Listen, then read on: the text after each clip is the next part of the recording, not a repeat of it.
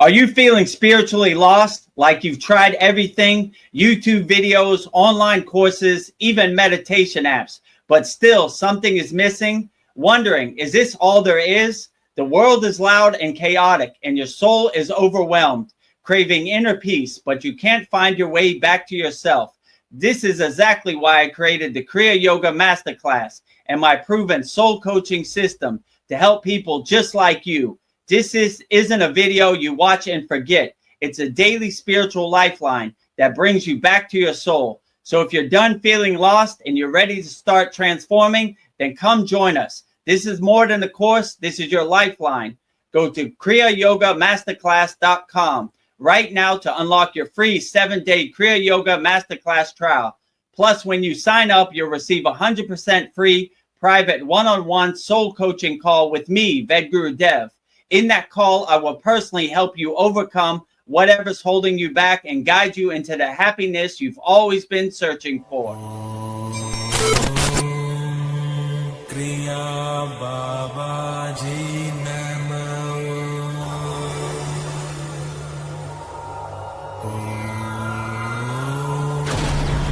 Kriya Babaji Namo.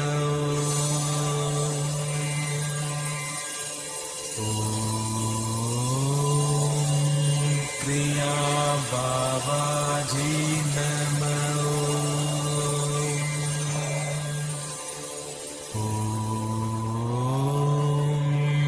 Kriya Babaji Namo.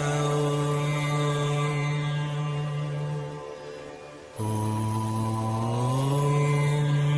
Kriya Babaji Namo.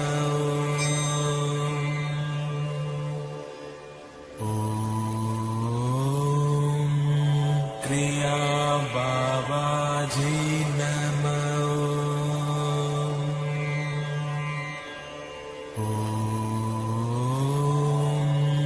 Kriya Babaji Namo.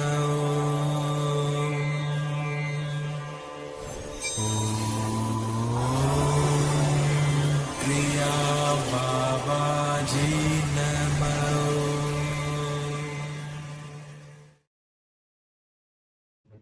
Welcome to our July 13th VEDAGURUDEV'S Soul Talks live from a Thailand beach. As always, before we get started, we have a special promotion. Start your free trial here. Sign up now. Free 7-day Kriya Yoga Masterclass trial. kriyayogamasterclass.com.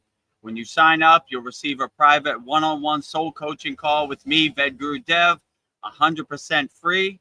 Also, our free school, which is freekriyayogamasterclass.com, is doing very well, over 200 members. So if you want to sign up there, go to freekriyayogamasterclass.com. When you add in your bio, make sure you say what your name is and what country you come from. Put your flag, put your emojis in there, and yeah, we would love to see you in our free school. And if you want to go to the next level, join our paid school at kriyayogamasterclass.com. There's a red button. It says start your free trial here. You get a free 7-day trial. Go in our school, look around, enjoy the value. And if it seems like something you want to invest in yourself and really start practicing Kriya Yoga and get me to coach you along the way, then join our Kriya Yoga Masterclass. If you want some basic techniques to help get you through the day, go to freekriyayogamasterclass.com. and we'll give you some free techniques.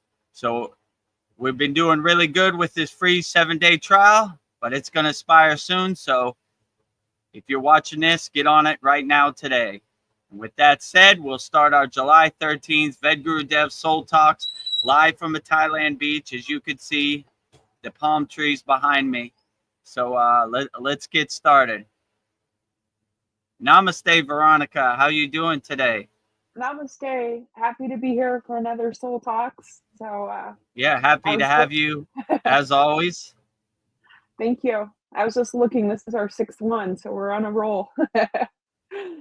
Yeah, this is So our 6th one. So we're ironing out the kinks. The first one, I was a little dark, but now I'm a little yeah. brighter and a little better. And yeah, so keep on moving.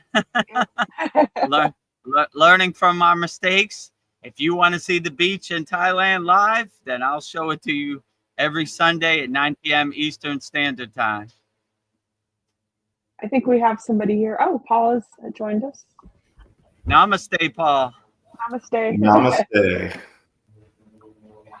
How are you all doing? Yeah, Great, how we're are you? doing great. Having a great yogi day? Nice, outstanding.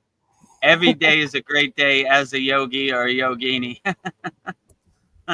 Yes, it is. We have to make our own heaven here on earth.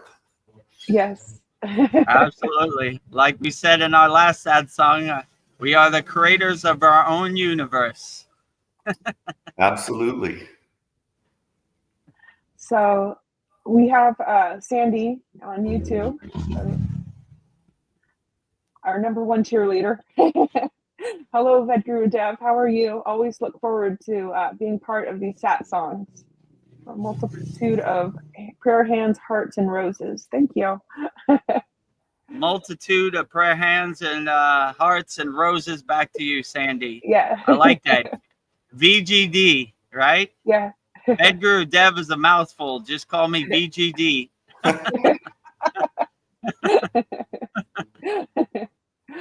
Sandy says, hi, Veronica, soul sister. How did the interview go? It went great. So I'm hoping to find out this Monday if I got it, but I feel like everything that could go right went right. So it seemed like they really liked me. There was a lot of smiles. So yeah, and then I emailed them back thanking them for the interview. So I don't think anybody else did that. And the lady that interviewed me seemed really excited about that. So I don't know. I feel good. So fingers crossed. We're all putting positive energy out into the universe so Veronica can get a job and fulfill her financial commitments, which is hard for every yogi and yogini out here in the world. It is rough. Veronica needs a win. Give Veronica the W. Give Veronica the win. She needs a win. And then Sandy says hi, Paul, to you as well. And Sandy, thank you. Woohoo! Feeling the good vibrations. So I'm wondering what kind of questions they asked you. Like, I worked for the Federal Bureau of Prisons one time, and this was in food service also. So one of the, and I was terrified during the interview. I hate wearing suits, and I wore a suit. I have like one suit. Yeah. It's old as heck, but it's hard to get me in a suit. But they asked me what are like 3 different ways you could make a roux. So if you're, they asked me that too. Did they? Yes. That must be a standard question for food service professionals. Yeah, they asked me a lot of food questions and culinary math, and I knew the answer right away. And then, of course, they always want to know, like, tell me about yourself, the first question, and how do you deal with difficult situations, and how do you get along with people? And I get along with everybody. I want peace on earth. You should have said Kriya Yoga. That is how. Yes. I don't know how it came up. She mentioned she was a Christian, so I didn't want to bring up Kriya Yoga because she might be like, so I just kept that to myself. But I don't know. I feel like it went good. Great. Oh, Sandy says, I can only think of one way to make a roux. However, that's spelled. Well, I don't know. A roux is just to thicken a sauce, so it's just equal parts butter and flour. So, yeah. So that's the one way I know how to do it. So. Me too. But they asked for 3 ways, so I think my answer was pre-gelatinized starch and cornstarch. Yeah, cornstarch and water. Or I don't know, with butter. I can't remember now how to do it, but I know cornstarch will do it. Yes, Sandy concurs. Like, we're having a lot of food questions. Cornstarch could maybe work. So, what's been going on in your world, Paul? Well, I'm fasting today, so Nice. I've got my coffee here. It's not a complete fast because I've got a little bit of honey in here and stuff, but haven't had any food today. And you might have seen the post, I've got some Shilajit in my coffee, which is from the Himalayas, and Nice. It is supposed to be really good for you. Yeah, I saw that post. And today is literally like I can't even remember the last time I didn't have a beer, but like if I can't, it was probably the last time I fasted. But I cannot like drink beer, even though that's not a food, and fast at the same time. If I drink, I've got to eat after that. So I'm going off the beer today, and maybe it'll stick with me. Because usually I have a couple beers a day, big ones. It sounds like you're doing good. So one step at a time. Yeah. Keep up the good work. Thank you. Also, one more thing. I've been practicing the Guru mantra, and I would like to invoke it to our beloved Guru, VEDAGURUDEV, Babaji's child, and thankful that Babaji sent him to us. Om Guru Brahma, Guru Vishnu, Guru Devo, Maheswara, Guru Shakshak, Param Brahma Tadasme, Shri Guru Ve, Ved Guru Dev Namaha. Oh, very nice, Paul. Outstanding. Thank you. We did it so many times, like I picked it up, like I wasn't looking at my sheet to like get the pronunciation, but we were doing it like recently, like repeatedly. So I was like, just getting one word at a time. It takes a while, to like kind of get it down. In our last class, we reviewed it for 2 weeks for Guru Purnima. So, and we also have a class in our classroom where I say it 108 times. So you can follow along with it that way also. So, yeah, outstanding, Paul. Thank you for that. Jai Babaji. Yeah. My pleasure. Jai Babaji. All the glory to Babaji. All the glory to Babaji. Sandy says, beautiful, Paul. Thank you. So Sandy has a question for you, VEDGURUDEV. My question is, how much free will do you think we have versus soul contract and or karma? Are we limited in our free will, be any outside sources, or only by our thoughts and frequencies? Thank you. Well, my guru used to say, we're like a cow on a chain. We can only go so far, but we have some wiggle room to change course and pivot and change direction. So I would say I kind of look at like free will, like kind of, how would I say, the spiritual wrestling. Like it's kind of predetermined, but it's loosely predetermined. You kind of know a direction you're going to, but you could adjust course and pivot and change direction. And I think I'm a perfect example. Like I was really a NPC. I was really attached to the Maya delusional world. And when Babaji struck me with his lightning bolt in Sri Lanka, I basically started on the path of Kriya Yoga. So anybody could change course and change direction and pivot. So it's not the end all be all. It's not 100%, maybe 50%. But if you become aware and you wake up to the game of the Maya delusional world, the Wizard of Oz, or the 3D chess, whatever you want to call it, then you could navigate it more. You're less attached to it more. You're more the detached witness watching the movie on the screen. You don't think you're in the movie. You're just witnessing it from afar with your popcorn in the audience. So, yeah, I would say your karma, your soul contract, your free will.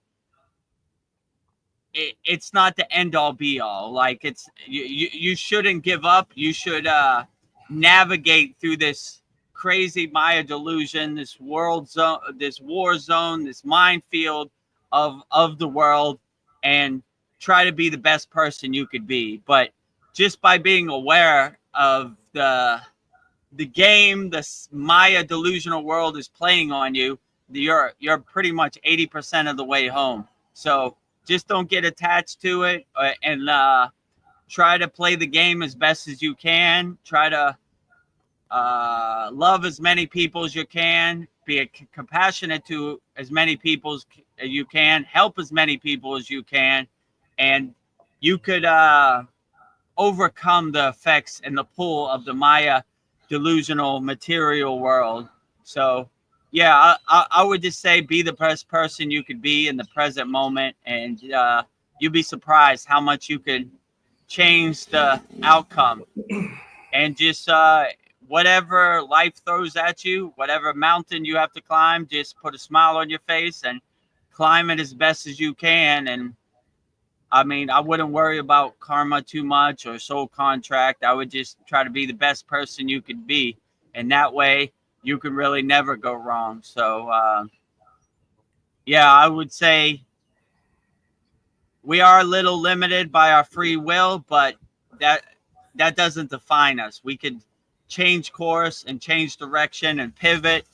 And you can never go wrong helping as many people as possible. Sometimes I feel my spirit guides and my ascended masters, they're looking at me from the astral plane and they're like, well, that was interesting. I didn't think this guy VEDAGURUDEV was going to go for it like that, but there he goes. He's doing his sadhana every day wholeheartedly. He sings his songs at the top of his lungs. This guy is, he surprised us, Yeah, he was the most unlikely yogi. Now he's the most likely yogi. How do you like that? So he pivoted. He changed course. He stopped attaching himself to things that no longer served him in the present moment. And here he is right now. So now he's not only helping himself, he's trying to help other people as much as he can. So God bless VEDAGURUDEV. He's going for it.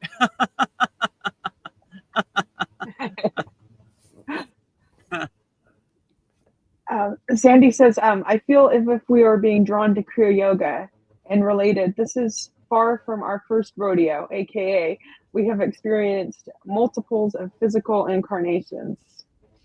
Yes. Yeah, I would definitely agree with you. Like, I find it highly unlikely that I have the Kriya Yoga knowledge and Kriya Yoga love that this is my first day at the job or this is my first day at the rodeo. Like, I kind of feel like I'm picking up where I left off. And I kind of feel that when I signed my contract, I was like, okay, I'll go back one more time, but I'm going to go as far off the path of Kriya Yoga and see if I can find my way back to the path of Kriya Yoga. It took me over 40 years and it was a very rough ride, right? So I almost feel like Babaji was like, man, I got to come get VEDAGURUDEV now. If I don't, he's going to be lost in the sauce, right? That material, egotistical world, he's having too much fun, right? He's identifying with his car. He's identifying with his bank account.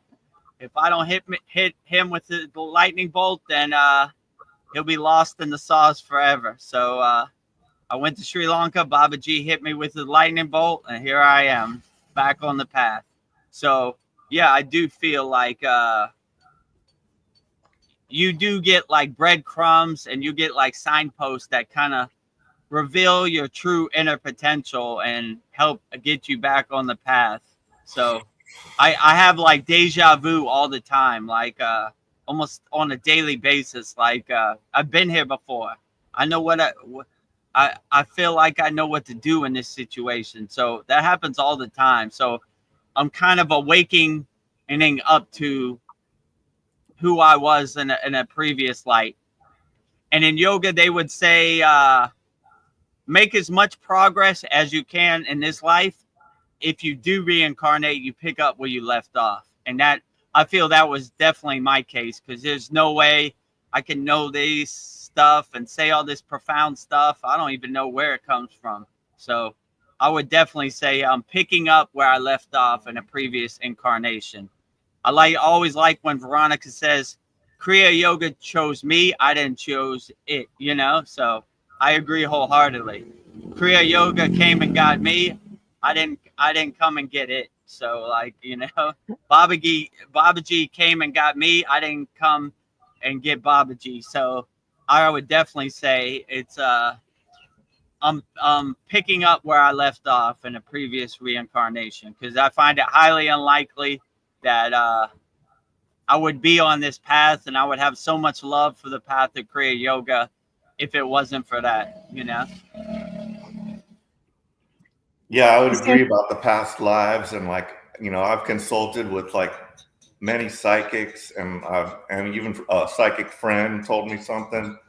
So I know of several, you know, of my past lives, I think, and it resonates with me. You know, I couldn't say it's 100% true. Like, I have no memory of it, but one of them was in the Navy in Germany, World War I. So that kind of makes sense, since I was in the Navy in this life. And I kind of am the same kind of character that I was back then, I think. But yeah, so definitely Liz Cross told me, you know, I asked her like how many lives I had had, and she said I was a runner, that I had been in many like wars and conflicts, and I learned that to survive on Earth here, you have to run. So I learned how to run, and I've been running ever since. keep running.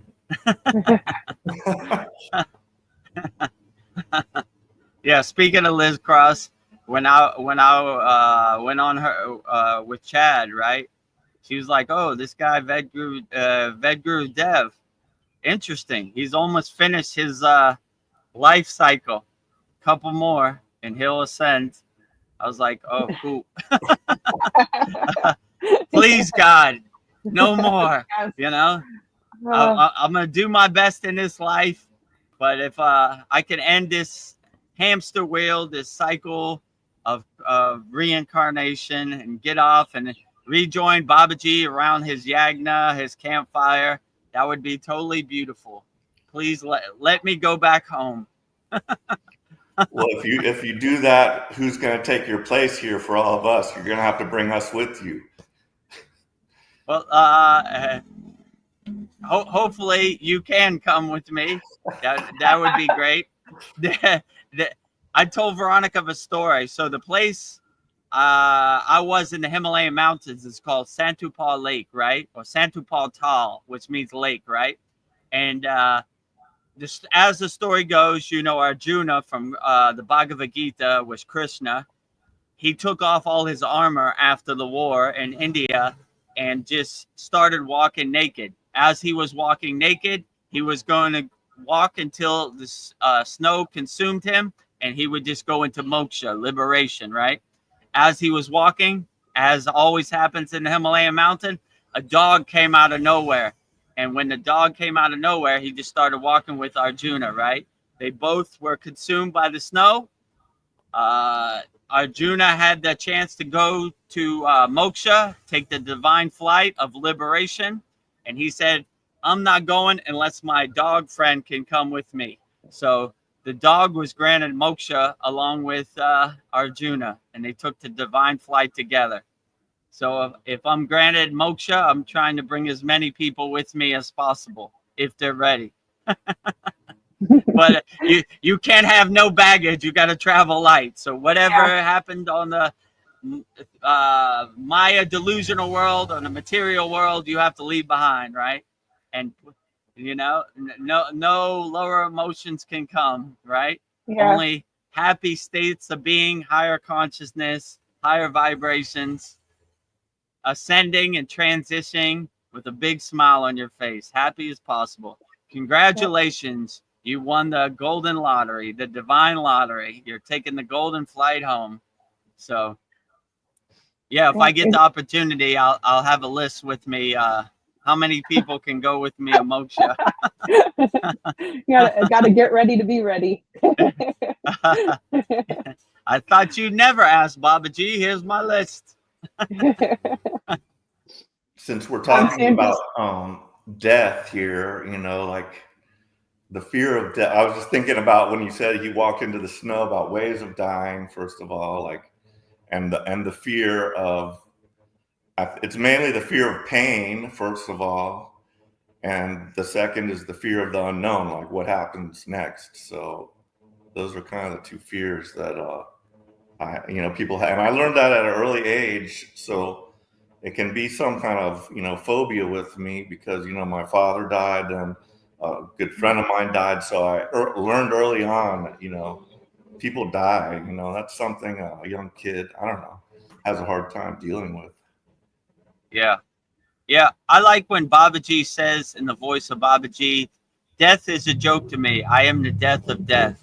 So it really brings home that we are fearless yogis, and a lot of these yogic songs, these kirtans, these bhajans are about transcending your physical body. So, Om Namah Shivaya, Trayambai, Yaja Mahe, it basically means the fruit is detaching from the branch, which is the fruit is your soul, and the branch or the tree is your physical body. So they almost like welcome it. And my guru always used to say, we're not scared of anything. We're fearless yogis, right? We try to dissolve all our fear and our ego as much as possible. So like, we kind of embrace the unknown, like, well, it's going to be a good adventure, that's for sure. So, but we're definitely not trying to be scared about it. We're trying to stay in a fearless state. Like I always say, they say in the yogic scriptures, even if it's the end of the world, don't let nothing shake your samadhi or your meditative state, right? So no matter what happened, we won't give any fear to our lower emotions. So we just go with the flow and see where it takes us. So that's basically what I say. So I look at the unknown as like a great challenge, like a great adventure, and whatever happens, happens. Like one of our members said in our class, "K Sarah Sarah," whatever happens, happens, But I'm definitely not going to be in a fearful state of it. Actually, I'm going to enjoy it. I'm going to embrace it. I'm going to try to go through it as best as possible. But fear is not a word in my vocabulary. That's another thing my guru would say. Fear is not a word in our vocabulary. We're fearless yogis. We don't fear anything. We love the Himalayan Yeti. We love the tiger. We love them all, right? We're not scared of them all. They're all great divine sentinel beings. So fear, my guru always used to say, fear, guilt, anger, jealousy, these are all like wasted emotions. They don't serve you. They don't help anything. They don't uplift you. So we take the trash out to the curb. We don't carry the trash around in our pockets. So he would say that about fear. And he always said, we're fearless yogis. Anytime when you stand at the base of the Himalayan mountains and you look up at the Himalayan mountains, you're like, oh boy, I might be in trouble, But he says, we're fearless yogis. We move forth, right? Let's go, right? One foot in front of the other. So when you have that kind of perspective, like, I'm not scared of any of this. I'm going to go through it and enjoy it as much as possible.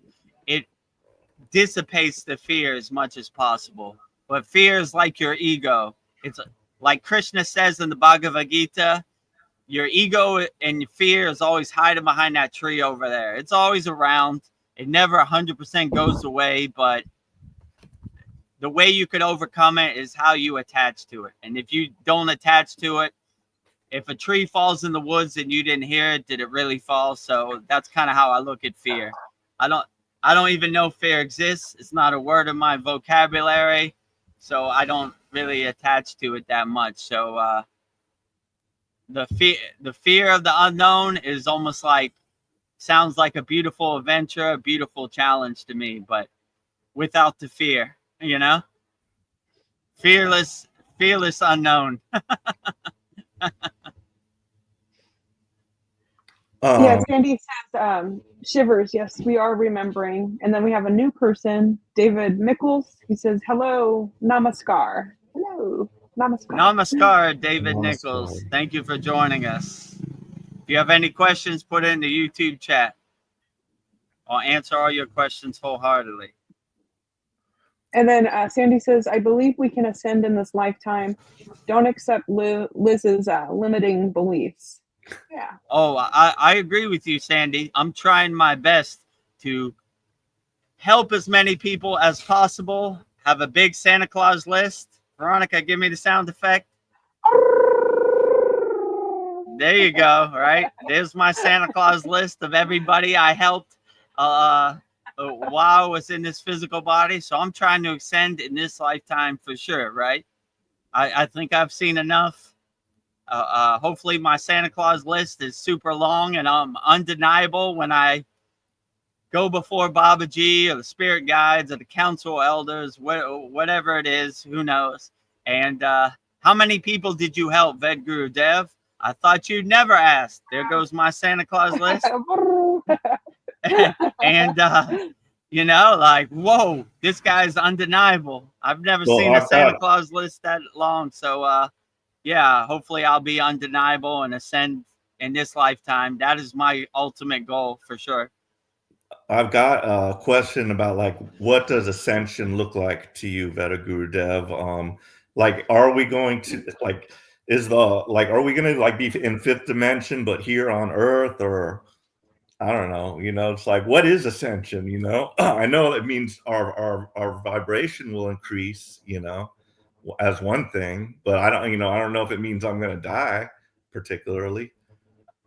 What's your idea? I mean, in my opinion, it's hard to define ascension. Like I always say, ascension defined is ascension combined.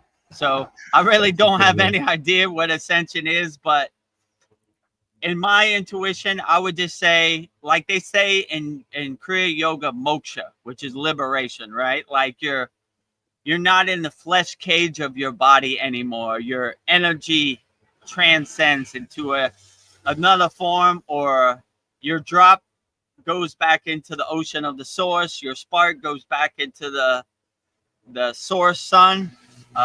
Your energy goes into the cosmos. You know, your grain of sand goes back onto the beach of the source. So like merging with the source, right? Like inserting yourself into the source. So that's kind of what I would say ascension looks like to me. And like I said, in yoga, they look at it as taking the golden flight, the divine flight, winning the divine lottery, right? So, you know, that's why these yogis welcome Mahasamadhi. They invoke Mahasamadhi. So they're like, okay, I've done enough work on this 3D physical plane. Time to get my wings and go back home, you know? So hopefully one day I can get my wings. I like that movie every Christmas. I think it's called A Beautiful Life with Jimmy Stewart. Every time the bell rings, somebody got their wings. Yeah. So ring the bell for me. I want my wings. I've seen enough. Hopefully I've helped enough people and I can ascend. So how that process really works, I would say it's above my pay grade. It's beyond my comprehension. And probably the most people who have seen that beautiful symphony, that blissful state, they're not coming back to tell you. They're enjoying it wholeheartedly. So I guess I will find out one day, hopefully. But I'm ready to get off this Maya delusional hamster wheels as soon as I can. But still more people to help. That It's a Wonderful Life. That's a great movie. I like watch that every once in a while. And you know, those were the kind of like more wholesome movies that they played back then. Now it's like, the stuff they put out these days. Yeah, for sure. I always remember that part. Anytime you heard some bells or somebody got their wings. Our wings. So ring the bell for me. I'm trying to go home. Yep. Oh yeah, so Chad's been putting out a lot of stuff about virtual, simulated reality and all that. A lot of theories. I watched that. He had like 20 different theories that this is a simulated reality, and got me thinking because, well, I like to think of it like as God is organic. It's not like a computer and it's not AI. I don't think, and but it could be compared very easily to the same type of thing, because computer does the same basic function, and it's like we're playing a video game, and from what all the scientists are finding out about quantum mechanics and stuff, and that we're really just made up of light, and it's like a holograph, so kind of makes sense. And with different dimensions, they could be one layered right on top of us, and there's a whole nother, people right in front of you, but you can't see it because you're vibrating just at the third dimensional frequency. So a lot of interesting theories. Do you think anything about that? Anybody? Yeah, when I was with Chad, I looked into it, and I mean that's basically why Chad started his Open Your Reality, based on Tom Campbell's work and the simulation. So he's going back to his roots, So yeah, I mean, could be, but like I always say, like, it's hard to tell what is real, what is true, is what is false. It's mostly kind of a gray area. Like, I kind of do have the intuition like I'm in a video game and I'm just trying to evolve my soul and help as many people as possible to kind of, like I said before, ascend and level up. So, I mean, I don't get too caught up in the details. I just say, look at that. That's interesting. That looks like a simulated thing. Like I'm in a video game. Okay. Well, I'm not going to try to make sense of it. I'm going to just keep going and be the best person I can and help as many people as possible and see where this crazy Maya delusional world takes me. Well, I don't know. That's interesting you bring that up, Paul, because I was thinking today, what if to escape the soul trap or reincarnation, birth cycle thing, whatever it is that we're in, all I have to do is raise my frequency. And maybe that's why Kriya Yoga found me, to help me remember. So I was thinking, all I have to do is raise my frequency. So easy. Yeah, it's just like the Matrix. So the Matrix is like the perfect example of what this world is like. And you're like Neo, you just have to figure that out. And then all of a sudden, bam, superpowers, yogic superpowers, CDs. Yeah, CDs, yeah. Yeah, like my guru said, like you've been conditioned from birth to the curtain has been pulled in front of you, or the veil has been pulled over you, and you've been taught to identify with this. I am my country, I am my flag, I am my football team, I am my basketball team, I am my city, this and that. And when you start to become the detached witness, you start to kind of let all that go and say, my real ultimate goal to realize my true inner potential is to do my inner work. And like you said, raise your frequency and not dwell in the lower instincts or the lower emotions, but really raise your frequency up to your crown chakra or your eyebrow chakra or your agna as much as possible. So yeah, I agree with you. Maybe somebody from the astral plane is sending you a message, Veronica, like raise your frequency. It's most of this stuff in Kriya Yoga sounds so simple when you really break it down, right? Like let's say Purnasudhi, just inhale and exhale with no breath retention. You like, that's so simple, but sometimes the simpler things are most profound, right? And what happens to most people, they get in their own way. They try to overthink it, right? So yeah, do as much as you can to raise your frequency, bring your vibration up as high as possible, and who knows what could happen. I mean, I've seen many examples in the Himalayan mountains where People have done incredible things. As Paul said, CTs, right? So if it's possible for them, it's possible for anybody. All you have to do is realize your inner potential, unlock your inner potential, and don't get attached to this conditioning, these identifications, and really raise your vibration and bring it up as much as possible. So that would be my suggestion. But yeah, it sounds easy on paper, but in true actuality, it's takes some inner mastery to get to that point. That's for sure. It takes a little practice. Let's say, it's not like a microwave or like a lightning thing, right? It just takes a little bit of inner work. But if you're willing to commit to the inner work, then go to Kriya Yoga Masterclass and let's get started. We have a great uplifting Kriya Yoga family, and we'll help you as much as possible. And you can ask me millions of questions in real time, anytime. Well, we have a yogi that needs some help from you, VEDAGURUDEV. Dream Okay, 2 great. CS. It says, I was instructed to practice Kriya. I feared for my position and family, desiring to not see my mom get scared by my dad, being myself intimidated and worse. I got over it, and I see better how to manage relationships coming from a neurodivergent family.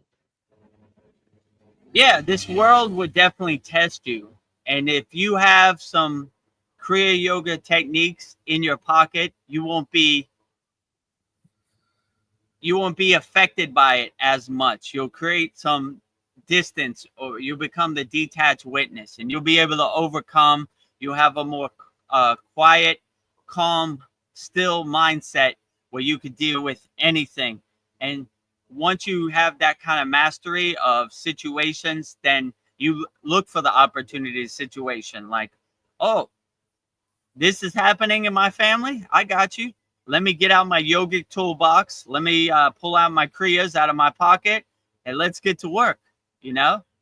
I always used to say, and my guru used to say, we've climbed the mountains of the Himalayan mountains. This is light work. This is kindergarten for us.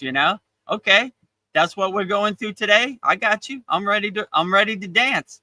I'm a good dancer. So where's the problem? I solve problems. I don't cry about problems. I don't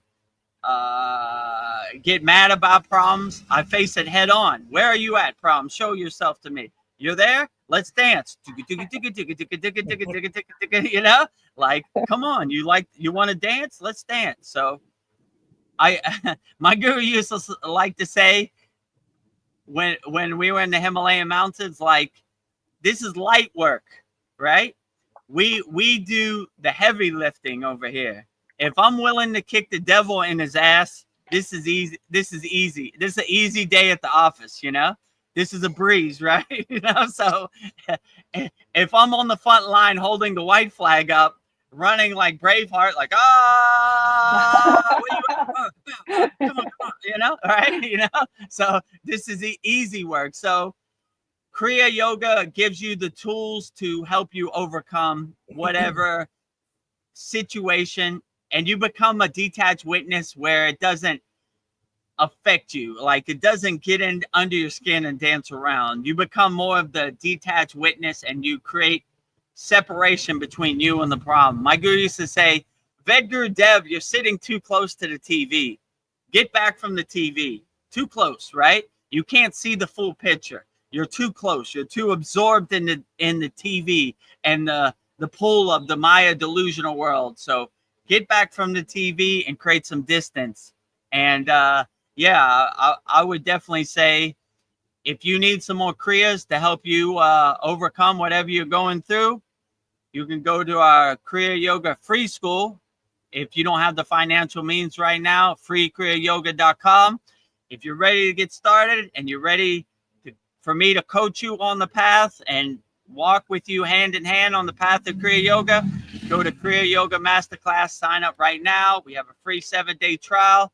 You could go look at all the classes, join all of our live classes, everything free for 7 days. And you'll also get a free one-on-one call with me. and I'll go on a call with you, and we'll solve your problems in real time. And whatever you're going through, I'll help you overcome. So, and anybody out there that wants to join, learn some Kriya yoga techniques to help get you through the day and integrate through your day, go to freekriyayogamasterclass.com. When you put your bio in SKOOL, put your name and what country you come from. Put your flag emoji, put heart emojis. We like emojis at our Kriya Yoga School, so put as many emojis as you can. And yeah, our free school's doing very well. I think we have 215 members right now. So if you like the value we're giving and you want to upgrade and you want to start practicing Kriya Yoga wholeheartedly, you want the tools to integrate in your life, then go to Kriya Yoga Masterclass. But I'll let you choose. Go at your own pace. No pressure over here. So if you want, sign up for the free 7-day trial. If you like the free Kriya Yoga School, sign up there to put your emojis in your bio and everything so we can see where you come from and everything. Dream Truth says thank you. He sends you happy emojis. And Sandy says, let's dance. Let's dance, ego. Let's dance, fear. Let's dance. That's the best you got? Let me get my dancing shoes and get ready to dance. I'm ready for it, right? You can't keep up with my moves. For this. I don't know where this dancing come from. Wasn't a good dancer before Kriya Yoga, but now I look for the opportunity to dance. So anytime the ego comes out and wants to dance, my dancing shoes are clean and they're ready to go, right? Hold on. Give me a second to put on my dancing shoes. So, you can't keep up. I look for the opportunity. And once you start practicing Kriya Yoga wholeheartedly, you have all these tools that are in your toolbox in your pocket, and you look for the opportunity to break them out. Like, oh, I know what I'm going to do with this. You know, we were talking about in our last class, Patanjali's 9 emotional release techniques. I have that right next to my bed. Even me, VEDAGURUDEV'S, some days I wake up and I'm a little off. Like, oh boy, it's going to be a long one today. Where's my Patanjali 9 emotional release techniques? Can I let this go? Am I willing to let this go? That's my favorite. Am I willing to let it go? Yeah. Why am I holding on to this trash? It doesn't serve me in the present moment. I have to be willing to let it go. I have to look at myself in the mirror and say, I don't want to hold this trash. I don't want to carry this rock no more. Let me let it go. And when you go through it, usually you don't even make it to the 9th question. You get to 1 or 2 and you're like, yeah. I'm tripping today. I'm losing it, right? You know, like, all right, yeah, okay, all right. You got some dirt on your shoulder. You dust it off. Okay, all right. You're right, Babaji. You know, let's get back to work. You know, so all these techniques we have in our school are basically to help you overcome whatever you're going through. We have hundreds of Kriyas in our school. Something's going to work for you, and it usually does. So give it a try. Free 7-day trial. If you want to start off slow, go to freekriyayogamasterclass.com. You know, all I ask is if you sign up to our free school, it's 100% free. We're not going to sell you anything. Just put your name and put your what country you're from, so I can know exactly where you're from. So that's cool, you know. And add your emojis and your flag or whatever country you're in. Happy face, hearts, prayer hands. You know, I use the prayer hands more than I should in our school. I use them all the time. Everything is prayer hands for me, right? Prayer hands, prayer hands, prayer hands. You know, fire emoji, heart emoji, Om symbol emoji. So go to our school, get nuts, comment. You know, like other people's posts. So it's a very interactive school. And rising tides lift all boats. So it'd be our pleasure to help uplift you. If you really want to start doing the inner work today, July 2025, then join the Kriya Yoga Masterclass. Try it out free for 7 days. If you like the value, let's really get to work. You'll have access to all of our private calls in our school, all of our classes. We have a very interactive classroom of hundreds of Kriyas, and every Saturday we demonstrate.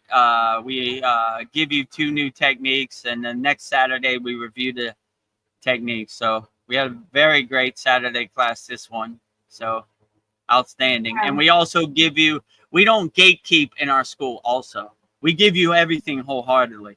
Other online programs, they're not going to give you no mantras. They're not going to give you no pranayama.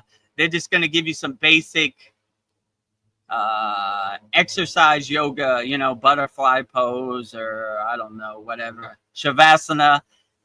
But we try to give, if you commit to our Kriya Yoga School paid school, we'll give you everything wholeheartedly. I'm not going to gatekeep anything. Here's everything. You choose what works best for you in the present moment, and what you are resonate with and are uplifted by, and integrate it into your daily practice. So yeah, this last Thursday we had a very great 2025 Guru Purnima celebration. So we also have a new moon and a full moon, a fire ceremony where we burn up all your problems also. So give it a try. Nothing to lose. Free 7-day trial. You'll have access to everything, and you'll have access to me, and I'll work through all your problems. So, but if your financial's a little rough, you have a bad financial situation, just go to freekriyayoga.com. We have something for everybody. Money shouldn't be a barrier to entry for you to practice Kriya Yoga. So Sounds wonderful. that was my sales pitch. Now moving on. Sandy says she agrees with Veronica. She agrees with me. Raising our vibration, my psychic faculties opened up as a direct side effect of my raising my vibrations. Had been in low vibrational state for decades prior. Yeah. Yeah, I agree. I understand, Sandy. For the first 40 years of my life, I was in a lower vibrational state. Let's say an NPC state. When sometimes Paul asked me, what do you think of NPCs? I said, I was an NPC. I was the biggest NPC. I was totally consumed by the Maya delusional world. I was totally in my ego self. But when I raised my vibration, I came out of that pit of despair, you know? I started, you know, in our school, the lower chakras are where most of these lower emotions hide. Like, let's say, desire, anger, jealousy, guilt. But when you cross the bridge of the heart chakra, then you go up to the spiritual chakra. So we're always, any pranayama we do, asana we do, meditation we do, bhakti we do, we always bring our vibration up. So we're constantly bringing it up. My guru used to say, open the gates of your crown, and so the pillar of light can hit the crown of your head. And if you want to have a tea with God, the lowest part God can come to is the crown of your head. So we're always trying to clean out our temple and make our clean. So when God gives us an audience to have tea with him, we have a beautiful temple, ashram ready for God to go, right? So we're basically clearing out all the blockages, clearing out all the resistance, the obstacles, you know, purifying our nadis, purifying our Sushumna nadi, our Ida and Pingala nadis. So like everything as a direct effect is being cleansed and purified in our breath, you know, mastering our mind, clearing out all the trash in our mind and our monkey mind. So we're always trying to purify and bring our awareness up as high as possible. So yeah, so that's all of our Kriyas, all of our hundreds of Kriyas. So so join our school. We'll gladly get your up to the higher frequencies, the higher vibrations. I promise. You know, if I don't deliver, you can cancel from the school. Just give it a try. Give me 90 days. That's all I ask. After 90 days, if you don't feel the effects, you don't feel like 100% better, then you can cancel. No harm, no foul, you know? But just give it a try. Sandy is so funny. She said, "Raise the roof." Woo-hoo. Raise the roof. When I was younger, they had a song. It said, the roof is on fire. We don't need no water. Let the beep burn, burn, beep, burn, beep, So when you would go to a nightclub in the 80s, that was a popular song, right? Beep. I always thought it was funny, like hundreds of people saying, the roof is on fire. If the roof is on fire, let's get out of here. No, let it burn. Let's get out of here. It's going to collapse any second. No, we want the roof to be on fire. Let it burn. Burn. A crazy world we live in. Yeah. Now that I look back on these songs when I was growing up, I was like, man, this was some crazy songs, Yeah, like the Vanilla Ice, Baby. That was a good one. Yeah, Ice Baby. Yeah, for sure. I always liked that he was talking about Miami, right? Like in his limited Miami knowledge at the time, like A1A, where's Beachfront Avenue? Now that I think about it, I don't think there's a street called Beachfront Avenue. There's a street called Ocean Avenue. I think he got messed up, right? Ocean Avenue is a street like right on South Beach. It's on the beach, actually. So, yeah, that was a good one. I always liked the Miami reference of that song. Yeah. A1A is more up by like Broward, well, I guess it's there too,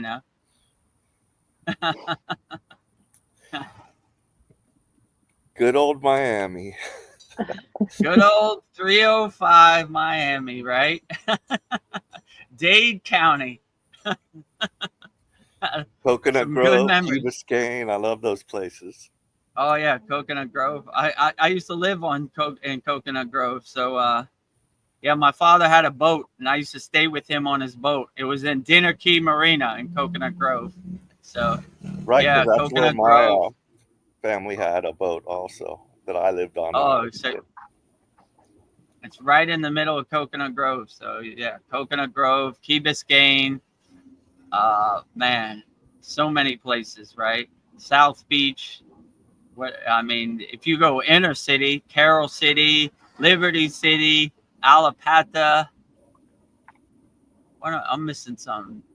What do they call South Miami? Coral Gables, Perrine, Kendall, Homestead. Yeah, Kendall. Exactly. Yeah. That's where I lived. like Southwest Miami, right? Yeah. Yeah. Yeah, what a place. Good and then that hurricane flattened that place, man. Oh, I was telling Veronica, my friend lived in Homestead, right where Hurricane Andrew hit, ground zero. He was under his bed, and he had this record collection of thousands of records, right? And the roof of his house came off, and all his records were like saw blades flying out of his house. And he was like, shh, and he was like, no, my records, And he said he found for days his records stuck in trees, and they were like saw blades flying through the sky. Oh, man. That's amazing. Yeah, so yeah, my father's boat that was in Dinner Key Marina was actually on Biscayne Boulevard from the hurricane, right? Like on Biscayne Boulevard, right in Coconut Grove. The hurricane picked up my father's boat and put it on the street. So that was the last day of the boat, Hurricane Andrew.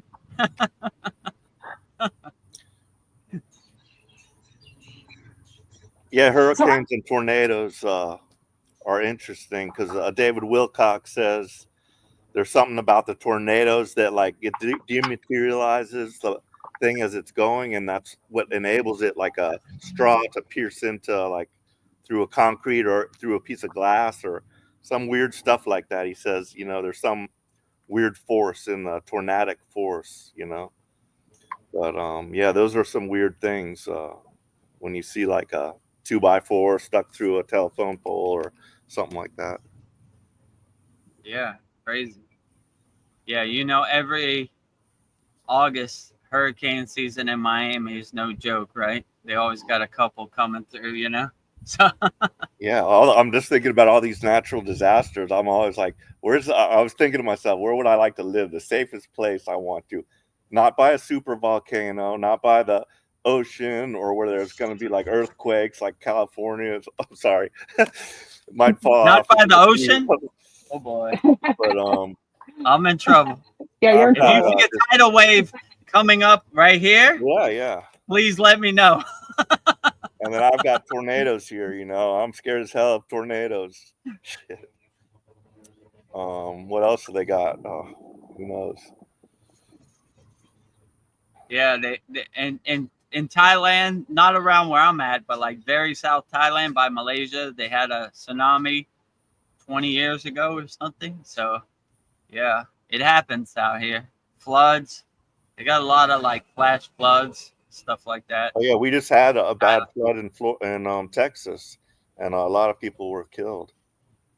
Oh wow. Sorry about that. The worst part is it was like a little like Girl Scout camp, and like there was like 27 Girl Scouts there, and only a few The of them. girls passed away. Yeah. Oh man. Sorry about that. Just a couple of them survived. Wow. So yeah, I mean, it's these disasters, you know, that. I mean, maybe it's you know, is this like part of it, like part of the ascension, so to speak, or you know, the earth, you know, earth changes and things that might happen. I mean, it's a good question, like how to navigate things you can't control. I would just say have a good mindset, and whatever situation you're put in, try to think clearly and overcome it and think of the best solution to get your friends, family, children to safe places, you know. Hopefully that ever happens. I saw in Thailand when they had the tsunami, it was like over 20 years ago. Is it in a place called Phuket, which is almost Malaysia? It's like way down at the end of Thailand. Yeah, I went to Phuket in the Navy. So, so you know where I'm talking about. Yeah. Like these elephants had the intuition that the tsunami was coming, and they picked up people and tried to take them to higher ground with their trunks, which was kind of cool, right? Oh. So if you see elephants running, Jai Ganesha, right? Jump on Ganesha's back and ride him all the way up the mountain. Get to higher ground. So, you know. Thinking about elephants, like back when they used to have battle elephants. Could you just imagine that? You're like in an army, and all of a sudden these giant elephants come, and they're just like trying to trample over you and hit you with their tusks and stuff. My God. Yeah, by my house, they have a place called Nonu's Garden, and they have a traditional Thai show, and they ride elephants like in battle, and they try to recreate the battle scenes with elephants. So, yeah, it's cool. I've actually seen it live, so it's cool. They're riding on elephants, and elephants kind of clash, and they make like a recreation of a traditional Thai war, or however it happened. So yeah, they use the elephants. And they have an elephant show there where they shoot basketballs with their tusk. They paint pictures with a brush in their tusk. Oh yeah. What else they do? They bowl. They do like hula hoops. They ride bicycles too. So it's kind of cool. Like, whoa, look at these cool elephants. You know, they're doing all these cool things. Elephants are awesome. Joe, I just want to say this real quick. Joe Kansas says, "Namaste, Jai Ganesha." Jai Ganesha, absolutely. Jai Ganesha, right? The removal of all obstacles, the Lord of success, right? So anytime I start my morning puja, I say Ganesha first, so he removes all the obstacles in front of all the other deities. So Yeah, I try to do Lord Ganesha first. So Ganesha is the greatest. I picture an elephant trampling over all my obstacles as I'm chanting it. An elephant as a battering ram breaking through all your obstacles and resistance. Yeah. It's nice to have a visualization to go along with it, right? Yeah, it makes it a little better, right? Just to see that elephant running through a wall, right? The wall is your problems, and it just smashed right through it, break down the wall, right? Nothing could stop the elephant, Lord Ganesha. Dream Tooth has an amazing story to share. He says, I hunkered in a houseboat during Hurricane Ida. Our houseboat was lifted off the pilings and floated across the bayou. A bridge nearby saved us from a collision with a loose tugboat floating our way. Oh my God. Oh, sounds like a crazy adventure. What's that movie, The Forrest Gump? perfect You know that storm. guy, Captain Dan, right? Oh He yeah. saw the storm and he was like, "Come on, let's dance, let's dance." You know, right? Captain Dan, right? Yeah. That was a great movie. Yeah, I like that. I like that part. Like he was like, Forrest Gump was like, this guy's off his rocker. He was like on the mast and everything. Come Yeah. on, that's the best you got. Give it to me. You know, I'm Captain just Dan. I'm just hoping that what was the main star of that movie? Oh, Tom Hanks. Yeah, I'm just hoping he's not a Satanist, as they say. Well, I mean, anything's possible. You know, what my father used to say: when you turn on the lights, you see all the cockroaches. So hopefully, he's not one of those cockroaches. You know. But Yeah. like you know, it's hard to wrap your mind around it that these people really do this. But when I was growing up, you know, my mom rented out she turned our after my father died, she turned the garage into a like studio apartment. She rented it out. My room was like right next to it, and she went in there inspecting one day, and they had a big pentagram drawn on the ground, Oh my and she kicked them out, you know. But I'm just imagining my little self in that room, and like, who knows what, you know, dark things they're, you know, doing in there. But just to think that like you don't know what your neighbor next door is doing over there, you know. It's like, and people don't even really know their neighbors very much, you know. I have just one or two neighbors I, you know a little better, but the most of them I just wave, you know. But Yeah. yeah, it's hard, Well, hard to believe that. yeah. Well, hopefully they're doing positive, uplifting things and helping people, not using their basement for bad things, evil things. Yes. And Dream Tooth, you just said Ganesha Sharanam. Ganesha Ganesha. Sharanam. Yeah, absolutely. Right. All the glory to Lord Ganesha. We honor Ganesha. We offer our sadhana to Lord Ganesha. He is the greatest, you know? Yeah, so a good thing that happened to me is, you know, I was trying to do a Social Security disability for my eyes, and I've been struggling with that. You know, they were like not responding and this, that, and the other. Um, so I started the whole process over, and like this time, I think I got everything in, and they called me right back, and Cool. you know, she asked me some questions, and then she said, "Okay, now you know they've got everything they need, so they're just gonna make a decision." And I'll take, you know, no expectations. I'll take it if you know, it'd be great if it happened, but you know, I'm not going to try to get super disappointed if it doesn't, because I know I'll still be taken care of. God provides what I need. We'll put it out there in the universe for you, Paul, that you could get the help you need, and you have all the proper paperwork you need to get the proper medical procedures you need to help you see a clear vision, have a clear, unsuffering life and be happy and blissful forever. So Jai Babaji and Jai Ganesh. Jai Babaji, Jai Ganesha, right? Remove that obstacle, right? I'll say Ganesha's mantra one time. Om Gam Ganapataye Namaha. Lord Ganesha, please clear the path and all the obstacles, and let Paul get his vision papers ready, and let them give him the best health care that he can get possible. Jai Ganesha. Jai Ganesha.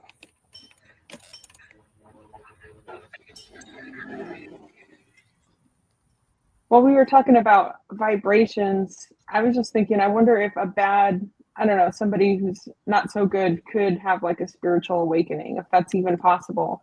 Or if you do need to raise your vibrations to have like a spiritual awakening. And if they did, would that make them good automatically? If a bad person, I don't know, had a spiritual awakening? I don't know if that's even possible. Like, Yeah, if a bad person learned from their mistakes, pivot, change course, and see that this is not the way, this no longer serves me, then they could possibly get on the path and learn from their mistakes. Starting to help people would be a good change in the right direction. So, you know, learn from your mistakes. That is not the Yeah. way, right? Helping people, loving people is the way. I mean, when I look at myself, I look back at my life 10 years ago. There's a lot of stuff I did I wasn't proud of. I mean, I didn't hurt people, but I treated my body like an amusement park. I like when Patanjali says, don't steal from others and don't steal from yourself. So I stole from myself. I did some stuff that I wasn't proud of, but I pivoted, I changed course, and I adjusted in the moment, and here I am. So if I could do it, anybody could do it. I would suggest that you don't do anything that's evil or hurt. Definitely don't hurt a pure soul of a child, but if you did, be aware of it, learn from your mistakes, go into your bathroom, look in the mirror and say, this is not who I am. This brings me no personal satisfaction. I let it go, and I want to be better, and I want to raise my vibration. I don't want to be in the pit of despair my whole life, right? I want to climb out, right? And if you need some tools, we have them at the Kriya Yoga School, and let's bring your awareness up. If you don't know how to start, we'll give you a step-by-step roadmap and a plan to get you started. So, I would definitely say raise your vibration. Just because you did something, it's water under the bridge now. It's clouds passing in the sky. You can't go back and change it. All you could do is be the best person you could be in the present moment. So, like I said many times before, the best time to plant a tree was 10 years ago. The second best time to plant a tree is today. So learn from your mistakes, pivot, change course, change directions. Try to align yourself with God as much as possible and help as many people as possible. And who knows, maybe you get a pass if you help enough people when you ascend. But just being aware that it's not the way, then just change course and help as many people as possible, I would say. Otherwise, God will recycle you. And hopefully you don't want to get turn it recycled. around. If I have to think of one thing, maybe I'm semi-fearful of, that is the memory wipe and the recycle. Because it was very difficult for me to get on this path, like almost impossible, right? I was totally lost in the sauce. It was almost to the point where Babaji's like, if I don't get VEDAGURUDEV right now, no hope for him. He's going to reincarnate 1,000 million times over, whatever, right? So, don't take this life for granted. Be the best person you can be. Help as many people as you could be, and you should be okay. But yeah, you definitely don't want that memory wipe and start over from scratch with no memory of who you are and what your true inner potential is. It's like almost going to jail, spiritual jail. Oh, here I am again, back. I knew you were coming back, VEDGURUDEV. Oh, man. I was hoping I would make it out this time. Sandy, she says that an upright pentagram isn't connected to anything evil, Satanism, etc., but rather an ancient symbol representing the 4 elements plus spirit. Yeah, true. So the yantra for Shiva, some would say is a pentagram, but it's really the yantra for Shiva. It's a, how would I say it? The 5-pointed star. So, but it's more like an upright pentagram. It's not like a downward pentagram. So it does connect the 5 elements, right? It does mean the 5 elements. So I compare it to the swastika, right? Yeah. The swastika, many people think it's they think it's like a Nazi symbol, but they kind of repurposed it and made it a Nazi symbol because it carries the yantra. These geometric symbols are basically God in a geometric symbol, right? So that symbol is the yantra of Lord Ganesha. You see it in temples all over India. Like so it wouldn't surprise me if these certain lower frequency beings saw the power of Lord Shiva himself and they tried to repurpose that. You know, the Star of David is another one that is you know, the star, the triangle pointing up and the triangle pointing down, which is basically symbolizing your Shakti, your energy, your Kundalini rising. And, you know, so we're always trying to bring our energy up. So from, how would they say it? As if below, as is above, something like that, right? So, you know, bringing your energy from the bottom to the top, kind of symbolization. So they do repurpose these things, but I would just say, don't let anybody tell you what a pentagram or a swastika is. Find out for yourself, you know? So if you like the swastika and you don't feel any Nazi evil in it at all, then cultivate it and enhance it. But these yantras, these geometric symbols, are basically God in a geometric form. So it's possible that those people were innocent of being devil worshippers, but my mom sure thought they were. And I didn't see it. I just would be freaked out if it was that was on my floor. Story, you know? And then my mom hired a psychic to come around and like clear the area, you know. She was scared. Yeah. I mean, it could be either way. I mean, were they Indian? If they were Indian, maybe it's different.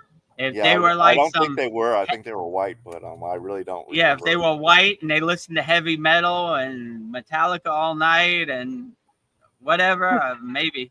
Not that we're judging. That's a good question. I have a question about the Metallica and stuff. Like, do you think this type of music is harming us? Depends what frequency you're on. If you're on a lower frequency, maybe it can influence you. If you're on a higher frequency, you kind of watch it as the detached witness, like a horror movie, you know, like you're not in the movie. You're kind of just watching the pictures go by, and you know, you're probably enjoying the music for the production value, not for the hidden underlying message. You know, it's like watching a horror movie, right? Like it can only scare you if you kind of attach to it. If you're scared by that thing, you know, it's like shock value. So if you have your awareness, your frequency so high, it really can't affect you. You're like, yeah, all right, whatever. You know what I'm saying? Some cool ghost stories. I look out my window, I don't see Bigfoot or Jason or Freddy Krueger outside my window. Doesn't exist in my world. So. Well, I used to listen to Metallica, but you know, now when those songs come on, I just don't want to listen to that anymore. You know, I'm like, it just doesn't, you know, vibrate with me anymore. So I choose like happier, like disco music and stuff that's kind of upbeat. You know. Yeah, I still agree like with the oldies. you. I mean, you know. I don't really listen to any of the music I used to listen to. It just doesn't have that pull or effect for me. But you know, if you could listen to it as a detached witness, unaffected by it, you know, it's just ghost stories basically. I was uh I was looking on the internet and I saw Metallica. What's the name of their song? Enter the Sandman. They were playing it on kazoos, right? On Jimmy Fallon, right? And I thought it was Yeah. kind of cool, right? You know, you know, it like brought it down to a more comical level, right? It would Yeah. just go, you know. But I liked it. I mean, I don't know. Sometimes I find myself singing Metallica. I think I was singing it the other day. I was like, sleep with one eye open, gripping your pillow tight, enter light, uh, feel the darkness, you know? I don't know. Sometimes Did you ever have any desire to be a rock star or anything like that? no, not really. I was more into like hip hop and rap music. So like, I didn't really hang out with the rock kids, you know, Or a that rock, or a rapper for that matter, or just like a singer in general. I mean, yeah, I was a famous DJ, so like I wasn't like rapping was never my thing. It was more DJing. So like I played the DJ role definitely, but yeah, like I don't know, like rapping and like singing never really was my thing till I got into Kriya yoga. Now I sing my bhakti wholeheartedly, but at those days it was almost like, nah, I don't sing. Like Yeah. somebody pass you the microphone, you're like, pass it back, you know? Skip. I'm just thinking, when we're I feel kids, like how we're influenced because I had those dreams. I'd see the rock star and like, oh yeah, that's the life I want. Yeah. They have everything, and all this, and there are people are love them and stuff like that. But now, like when I look at it, I'm like, I would not want that lifestyle. That's like a horrible lifestyle, actually. Having to travel around and just be in front of people all the time and crowds and geez.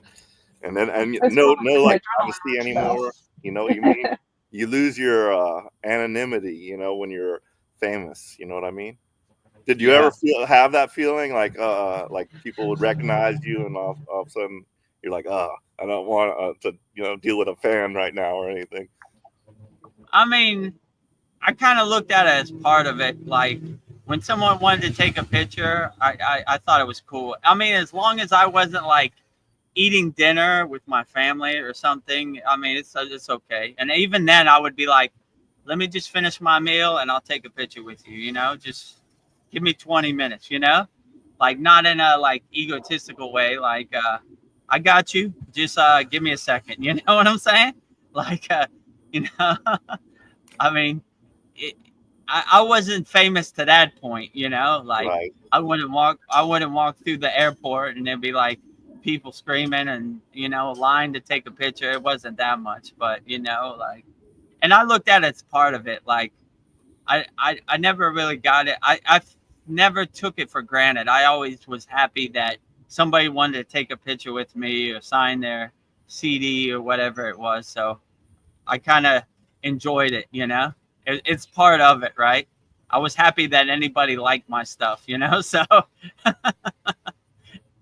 it would be worse sitting at home and no one wants you to sign the autograph or take a picture. So I always took it with a grain of salt, but I was never really frustrated by it. I always thought it was kind of cool, And then when my daughter was born, it was cool too. Like I would go to the mall and they'd be like, "Oh, my daddy's famous," and it has its benefits. When a concert comes to town, I can get my daughter backstage and this type of stuff. But yeah, I was never that famous where I couldn't like walk through the airport or go out in the public, so I can't relate. You're just a little bit famous. Yeah, mildly famous, like 10% of their 100%. Well, I have some comments building up from Sandy, so I'll just go through them real quick. The pentagram, like anything else, only has the meaning and intention we ascribe to it. Yes. True. And I mean, maybe they were suspect, like maybe they had creepy dolls and voodoo dolls. Never know. And I was just saying that to a friend earlier that I rarely listen to sad or low vibe music. Yeah. But I mean, if you pull up next to me at a light, you'll hear me singing like mantras and bhajans and kirtan. So yeah, I don't really resonate with that too much, you know, lower frequency or sad. I'm trying to have higher vibrational bhakti and sing those bhajan songs, calling yeah, the name of God. What a beautiful way to raise your vibration. So, but yeah, every once in a while I'll see something on the internet and I was like, oh yeah, I remember that. But not attached to it. It doesn't define my soul. It's this movie on Netflix tonight, you know, and when the movie's over, I'll go back to my high vibrational life. I don't want to be an actor in the movie. It's just some pictures passing by on the screen, some clouds in the sky, some water under the bridge. So yeah, don't get it. If you don't get attached to it, it really can't affect you. You're just like, whatever, let it pass, yeah, you know? whatever. Yeah, Sandy says she used to love sad and depressing music. It was definitely affecting her vibe negatively. Yeah. Yeah.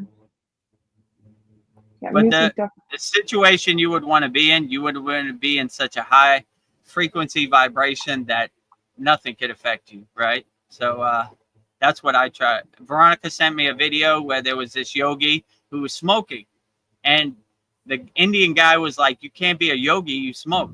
He said, "We're yogis, we're free, we can do whatever we want, we're unaffected by this, right? Just because I like to smoke doesn't make me less of a yogi. It doesn't lower my frequency, you know. I want to have such a high frequency that unaffected by anything, smoking, anything. I wouldn't recommend doing it all day, every day, but you know, moderation, once a week, maybe, you know.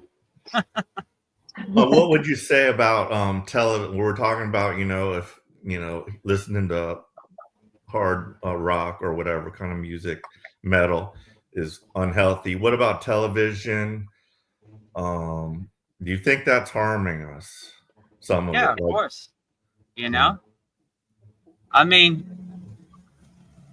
when I started off this year, I made like this radio station asked me to make a countdown mix. And when it got to 2025, Happy New Year, the first song I played was called Kendrick Lamar, Turn the TV Off, right?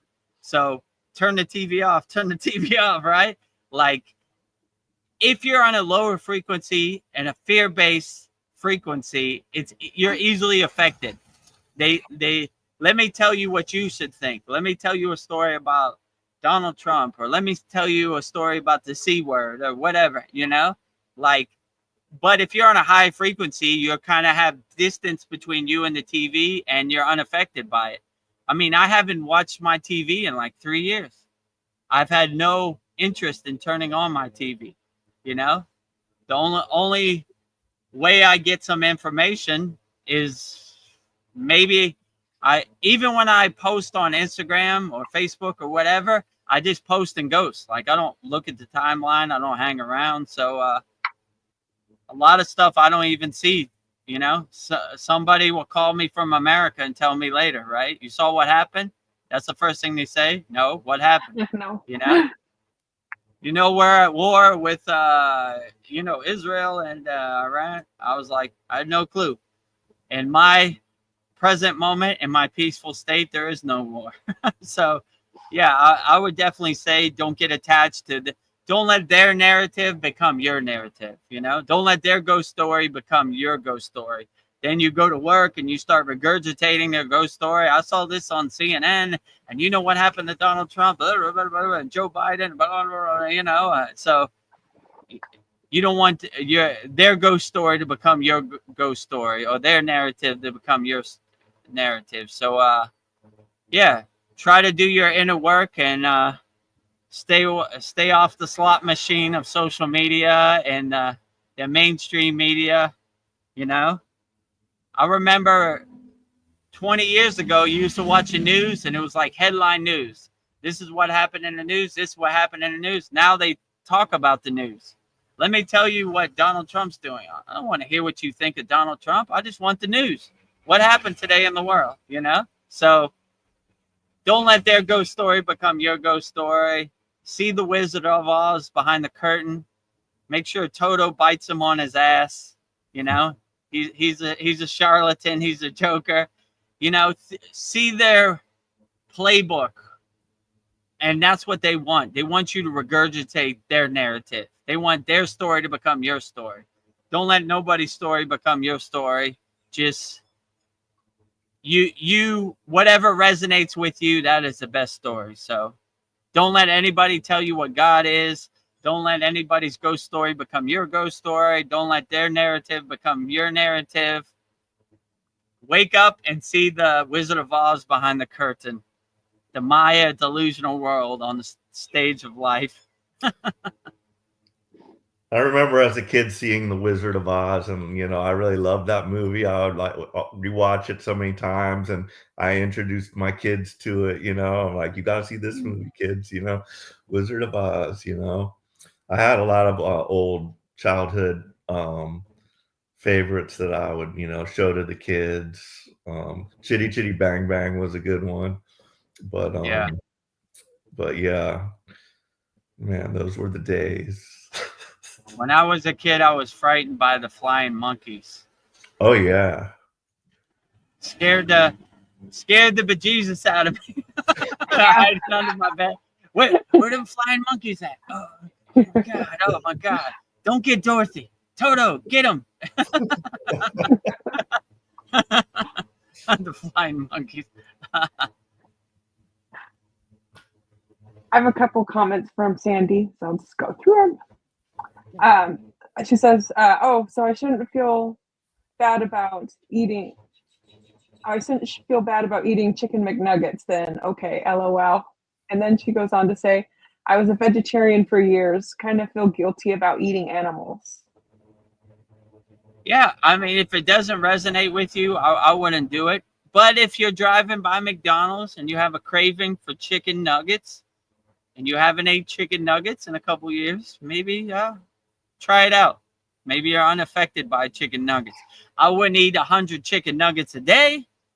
That wouldn't be recommended. But Yeah. every once in a while, you know, when you exercise, they have one cheat day. If you want to give yourself a cheat day, you know, doesn't make you less of a vegetarian because you ate some chicken nuggets one day. You know, you can go always be back there, and you begin to realize, who are you proving anything to anyway, right?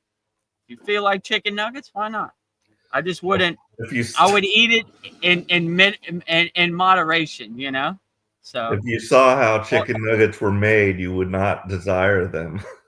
well, that too, you know what I'm saying? I mean, like, yeah. So it goes both ways, right? Like, I don't know. So yeah, how they say it? I wouldn't want to see how the sausage is made, you know. So Yeah. same like chicken nuggets. So maybe use your own discrimination and discernment, because like, this Frankenstein chicken nugget, it looks good. Their marketing is pulling me in, but I don't want to know how the sausage is made, you know? Like, I think I'll skip it today, you know? Or you could try it out, you know? You know what works best for you, and you know your body better than anybody. So, I mean, they've got food scientists. I'm just thinking they have food scientists. They know like how to make tasty stuff, you know? It's like it's like a trap, you know, and sometimes they use that what's that Chinese stuff they put into stuff? It's like a flavor enhancer. MSG? Yeah, MSG, you know. yeah. And I read that Chick-fil-A, I love Chick-fil-A, you know, and I heard they put MSG in their, you know, nuggets or something, and I'm like, oh my God.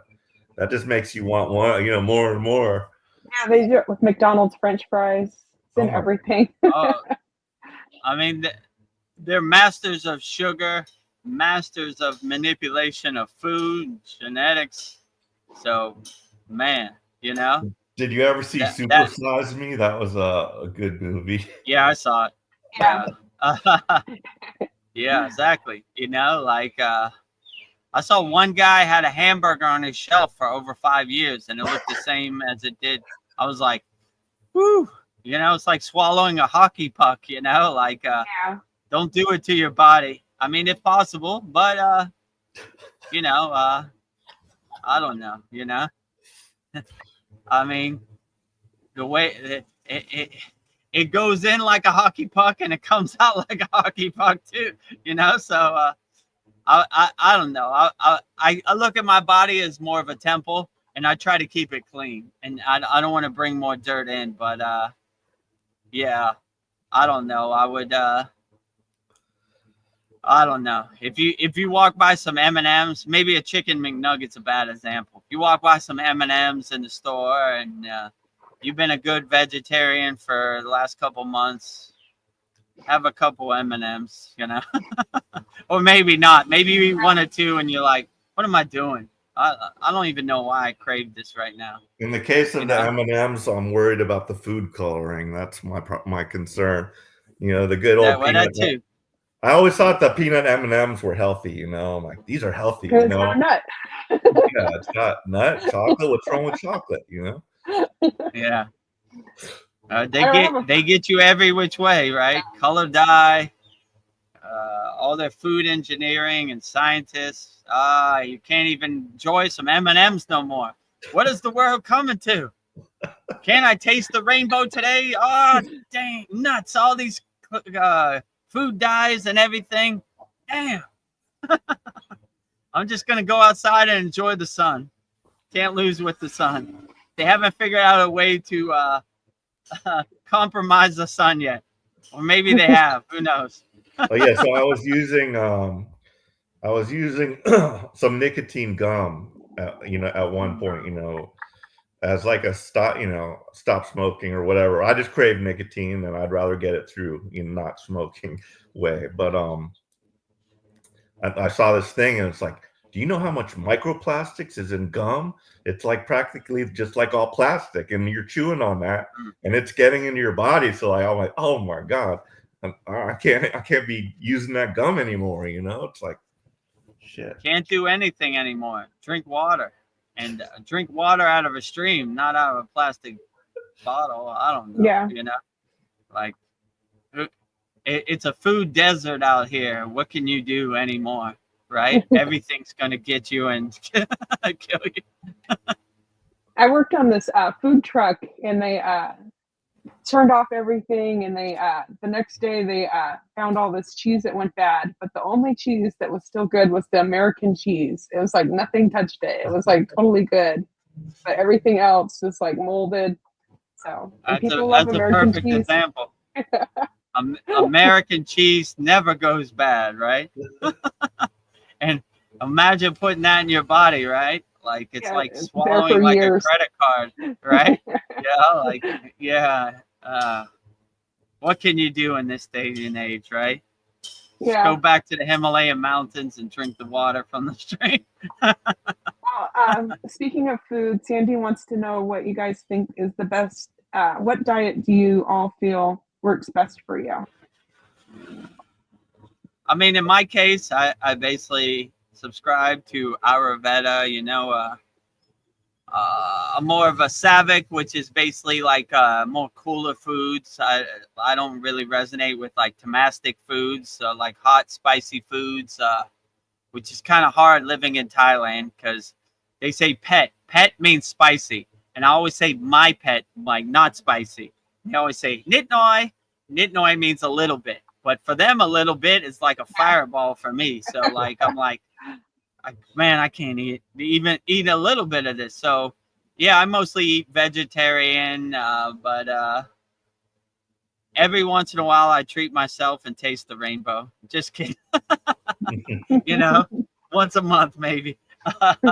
You know, but I try to have my frequency so high and my diet so good that I'm unaffected by anything, no matter what they say about it. So you know, so I have my moments also. So, but yeah, mostly vegetarian. You know, I'm not like a vegan, but I don't know. You know, I'm not a food Nazi either. Like, I'm not going down with the ship. Like, one of our members, Brian, I went to Sizzler with him, and I enjoyed myself. So I'm more of a food enjoyer, you know. So I will indulge if I've been a good boy throughout the months. Let's say, right?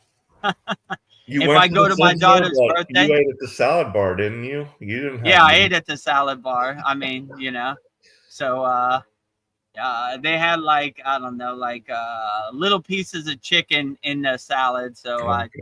I didn't pick it out. I enjoyed it. So I'm not When in like a Rome. food Nazi. Like, I'm going down with the ship. You know, like there've been a lot of our members who have to eat meat because they have health problems, and I tell them all the time, it's perfectly fine. You know, it's not one size fits all. I mean, just because I've gotten used to a vegetarian diet. I mean, in the Himalayan mountains, they don't eat meat. I don't even know where there's meat. Like, I can't remember going anywhere. Everything was veg, right? In India, they have veg and non-veg, right?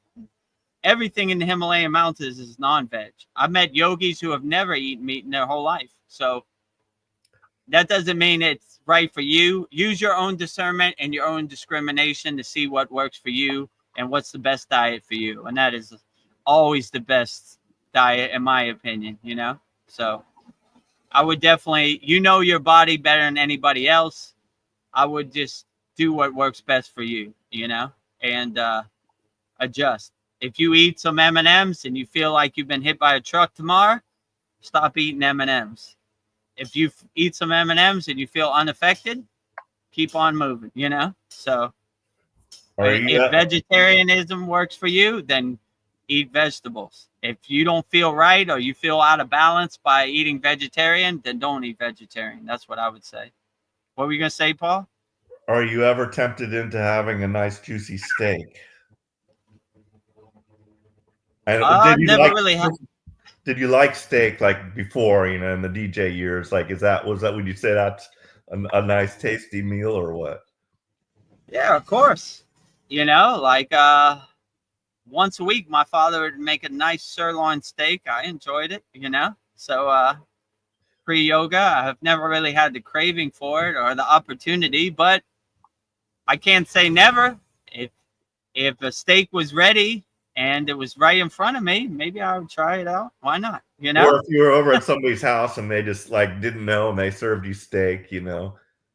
Yeah, that's another thing. When you go to India, they give you food, and some of the food wasn't to my liking. They like to serve this thing called dal, and I just not have a taste for dal, but I had to like eat it anyway because it's like a sign of disrespect that their food is no good, right?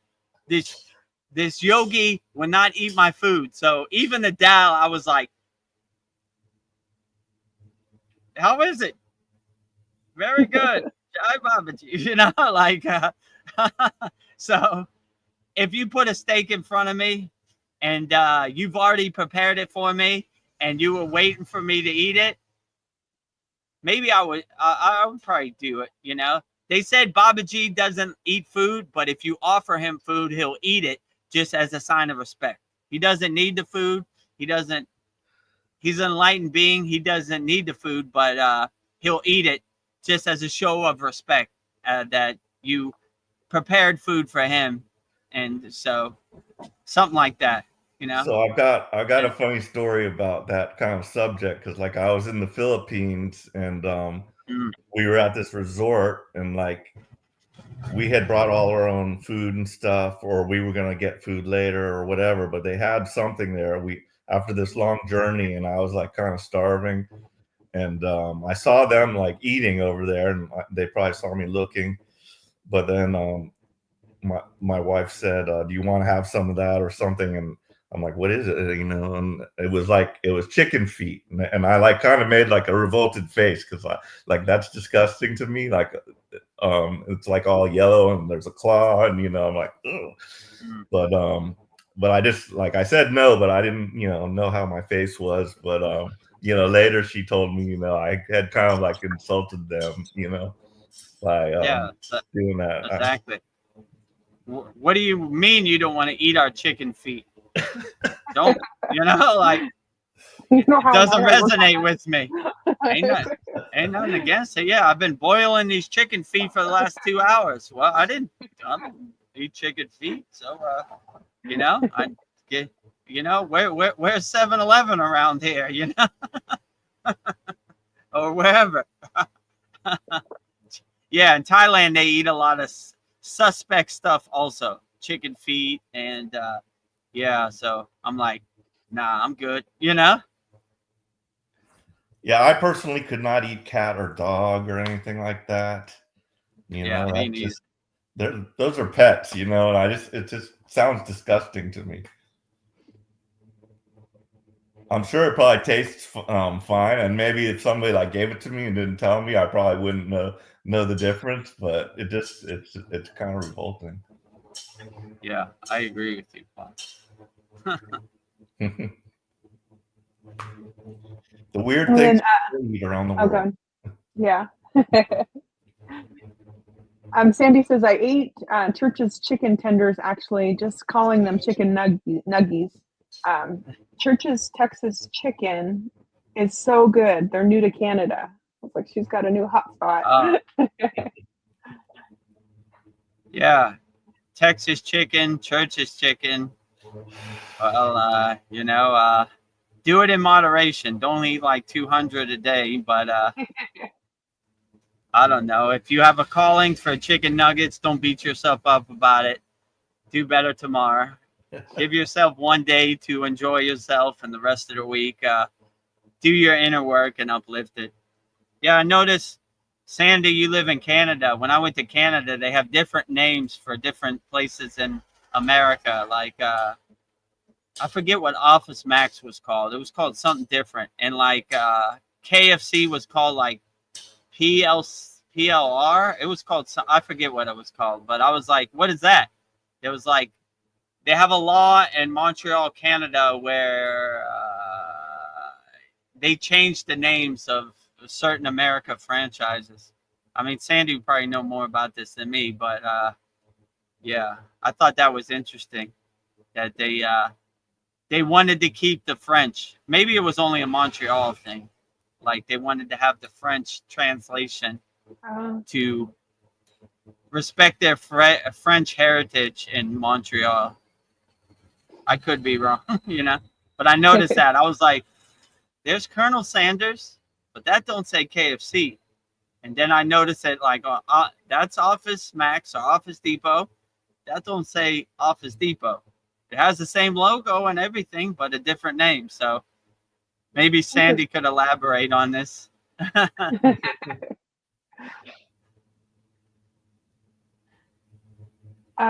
She says, yeah, they do that in Quebec, French. Yep.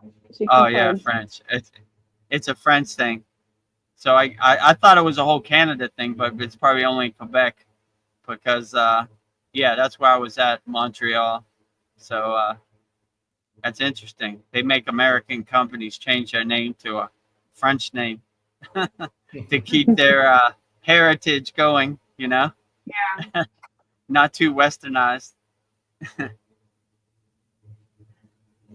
Yeah, and when we were talking about Wizard of Oz, Sandy said Wizard of Oz was my favorite also, and then Labyrinth with David Bowie. Yeah, that was a good movie. That's a good one too, yeah.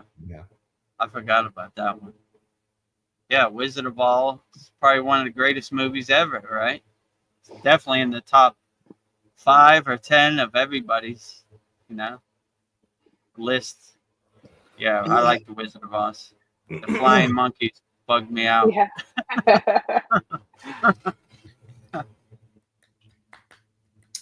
We're not in Kansas anymore, are we? No. We are not in Kansas anymore, Toto, are we? Yeah, for sure. Yeah, that's the way I feel on this earth plane. I'm not in Kansas no more, Toto. How'd I get here? What's the meaning of life? What's my purpose? Who knows, All I know is I'm not in Kansas no more. I don't know how I got here. Like I said, when you see these babies, they're like, "How'd I end up here? Yeah. What's going What the on? heck? You know? What? Oh man, you know, again." I used to read like voraciously science fiction books and like wish I could live that life. And now I find out that what a miracle God has made, that I'm really in a science fiction kind of story. And I'm about to like fully realize that, like, Yeah. Eventually disclosure is going to happen and we're going to be told of everything, all the, it's just like, God, it's even hard. It's just hard to believe half of this stuff. For sure. Like, I would just enjoy it in the present moment, don't try to make too much sense of it, and just see what happens. And hopefully one day Lucy does not pull the football from Charlie Brown. She's been doing it for over 100 years. One day that non-football or Charlie Brown sneaks up behind her and just kicks it out of it, so we'll see. But I'm tired of seeing the football pulled from Charlie Brown by Lucy, right? Let Charlie Brown kick the football. Let him kick it. Kick it, Right? I wish I could go in the Peanuts and just hold the football for Lucy. Yeah, Kick let it. him kick Come it. on. Hurry up, Charlie Brown. I'm home. Come on. Kick it. Oh, there it is. There's the closure. I don't know. They're masters of manipulation. They're always running their playbook. Like, I don't know. You see this Epstein thing recently. Like, who knew? He hung himself, right? What about the missing 1 minute on the video? I don't know. It's gone. Moving on. Are we still talking about that? Yeah, we're talking about it. The evil guy. We want to stop evil. We don't want to sweep it under the rug no more, right? Yeah. But nothing to see over here. What do you think about P. Diddy and his baby oil? I don't think nothing about it. What about you? And the worst one of all for me is this C word, right? They basically, these people are so evil, they stopped the whole world for like 2 years, right? And millions of people lost their lives over some, I don't know, Yeah. But that just shows you, like, the cockroaches are out in the light, and you say, there you are. I see you. I know you were going to run that play on me. Don't work no more, right? Like, and you could see it with everything. Like, this crazy 19-year-old guy got on the top of a roof and he shot at the president of the almost president of the free world. How? Nothing to see over here. This happens, and you're like, man, what happened to JFK? Well, there was a magic bullet and it hit this tree and it hit that and it landed so pristine right next to him. Wink, wink. What are you, a conspiracy theorist? All right, there goes the playbook again. Still running that same play, right? And people still regurgitate it. So I guess there's no reason to change it.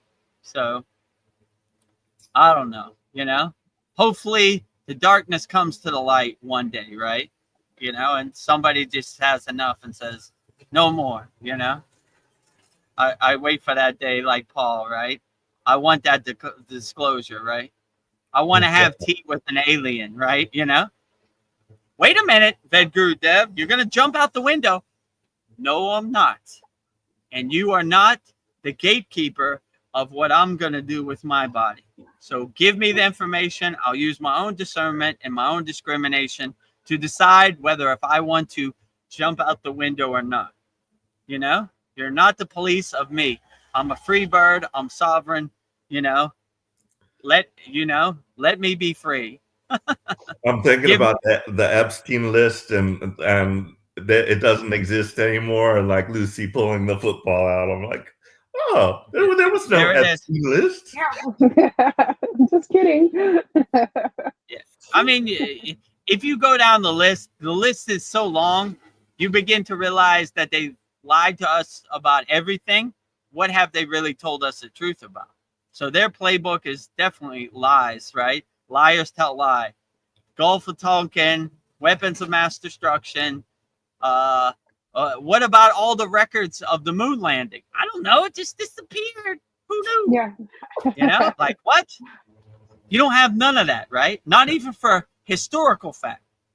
Oh, somebody deleted it. I don't know what to tell you, you know? So how did that moon lander fit in that capsule? It's physically impossible. It doesn't fit. Shut up. Nothing to see over here. P. Diddy got baby oil. Like you're like, Yeah, look over here. all right, yeah, whatever. But you know, that's the Lucy and the football. That's their playbook, right? And what happened to the skeletons of giants that were dug up and went to the Smithsonian Institution, never to be seen again? There's another one. I mean, the list is so long, you begin to think, like, what have they told us? You know? That's a fact. Yeah, Sandy says in Canada it was even worse for C-word unjabbed. Were restricted from so many establishments, like second-class citizens. Yeah. I mean, it's almost like the book 1984, right? Yeah. 2 + 2 is 5. No, it's 4. Wrong answer. Wait a minute. Don't shock me again. You're right. It's 5. So, you know, like, yeah. So Epstein might have heard 100 people at the most. The C word is the biggest play, right? That shut down the world for 2 years, right? And like Sandy said, you couldn't even go to your job. So that is the biggest, you know, the biggest FU to everybody around the world, right? That affected the whole world for, I don't know, nothing, you know? The one-step solution, like I said. So if you exercise and you get sun, you still need to take this. Yeah, why are you thinking about this? We're scientists. We wear white coats. We know what's best for you. Stop thinking. You're a good slave. You're a good sheep. Just do what we tell you.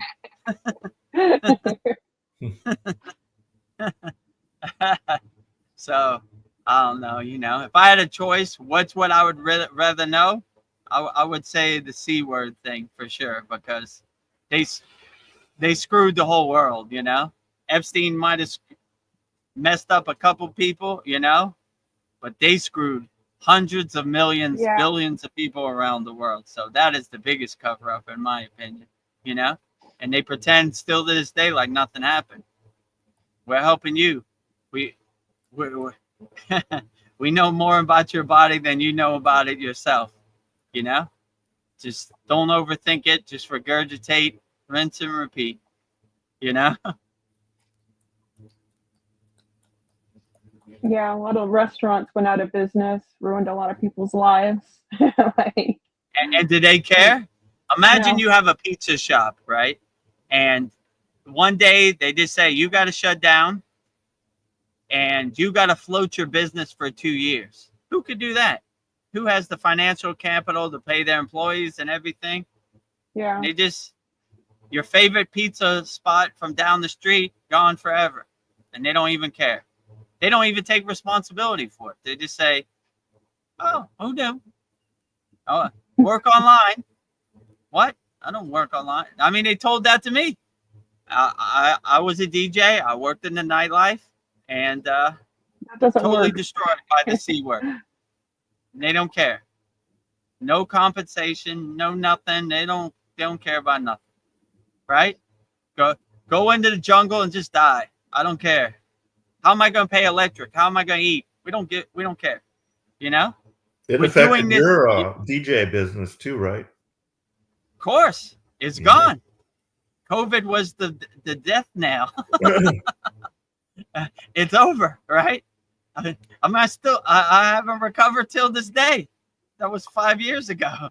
So, you know? And I was fortunate that it didn't affect my business because, you know, I was just a computer repair shop. So it wasn't, you know, I was a little worried that the city was going to come and say something, but I remained open. I would just wear a mask. I mean, that's really the only way it affected me. I had to wear a mask. I didn't get vaxxed, and Yeah. so Yeah. I was Yeah. lucky. If you work for a corporation or a hospital or the government, you would toast. You can't come to work unless you get jabbed. You're like,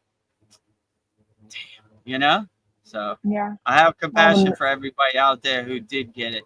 I'm sure a lot of people didn't want to get it, but they wanted to eat food and they wanted to pay their bills. So they got you bent over by the barrel, So Joe Kansas says, Jai VEDAGURUDEV, truth.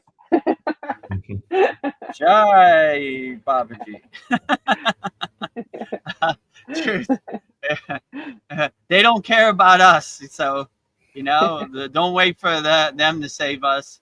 Do your inner work, save yourself, because, they're going to throw you under the bus every chance they get, for sure, right?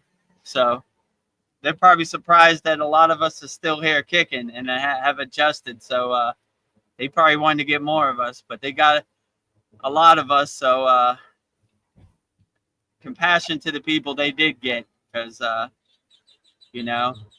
sorry about that. But save yourself. Don't wait for them to save you, because they definitely aren't if they get the chance. Let's say it like No. that.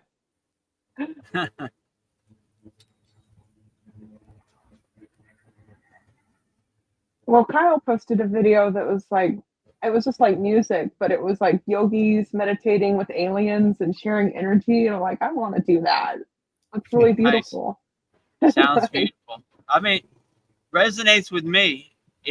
If aliens came and they weren't harmful or violent and were carrying divine higher frequencies, I could definitely see yogis singing with them, sharing their food if they ate food, which they probably wouldn't. But it's in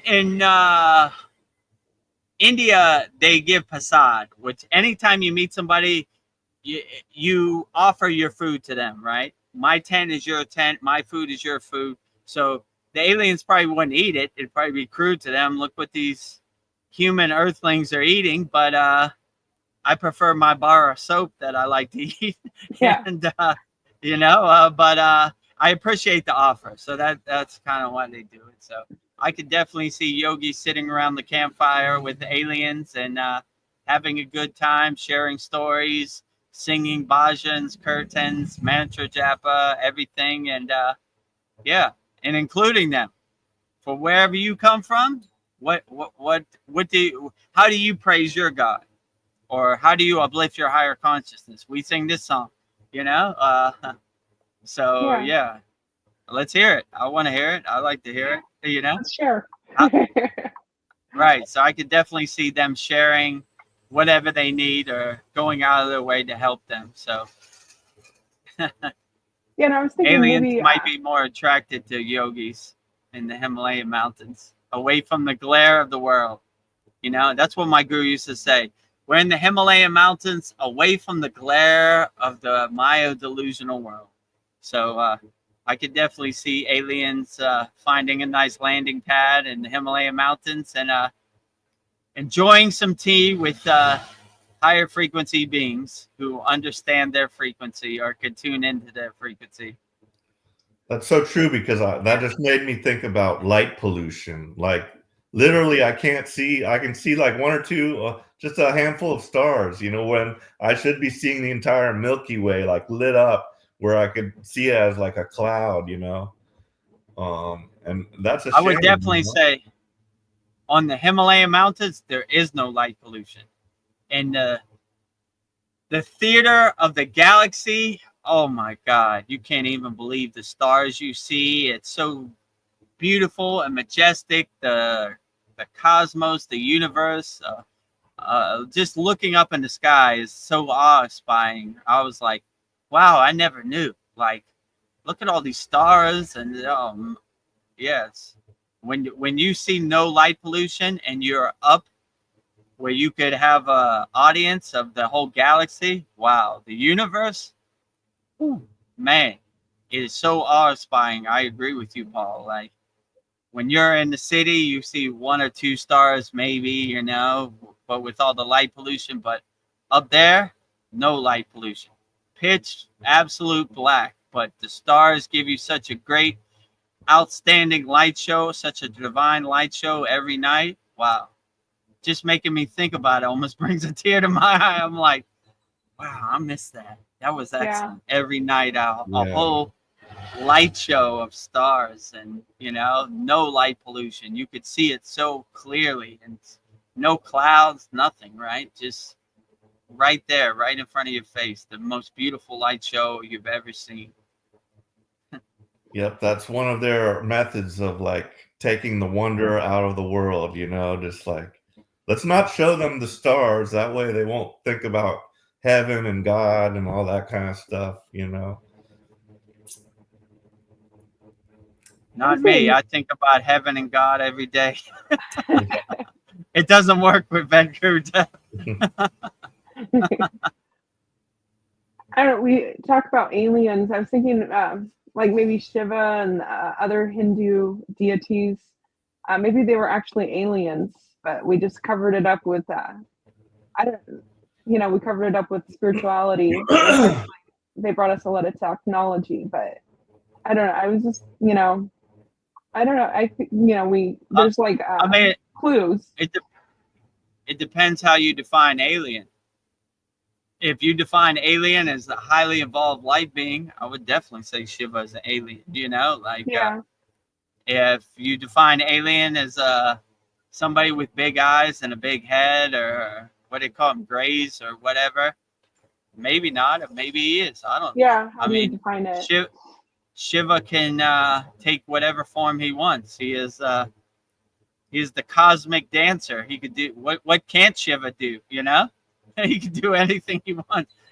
So if he wanted to take an alien form, I'm sure he could.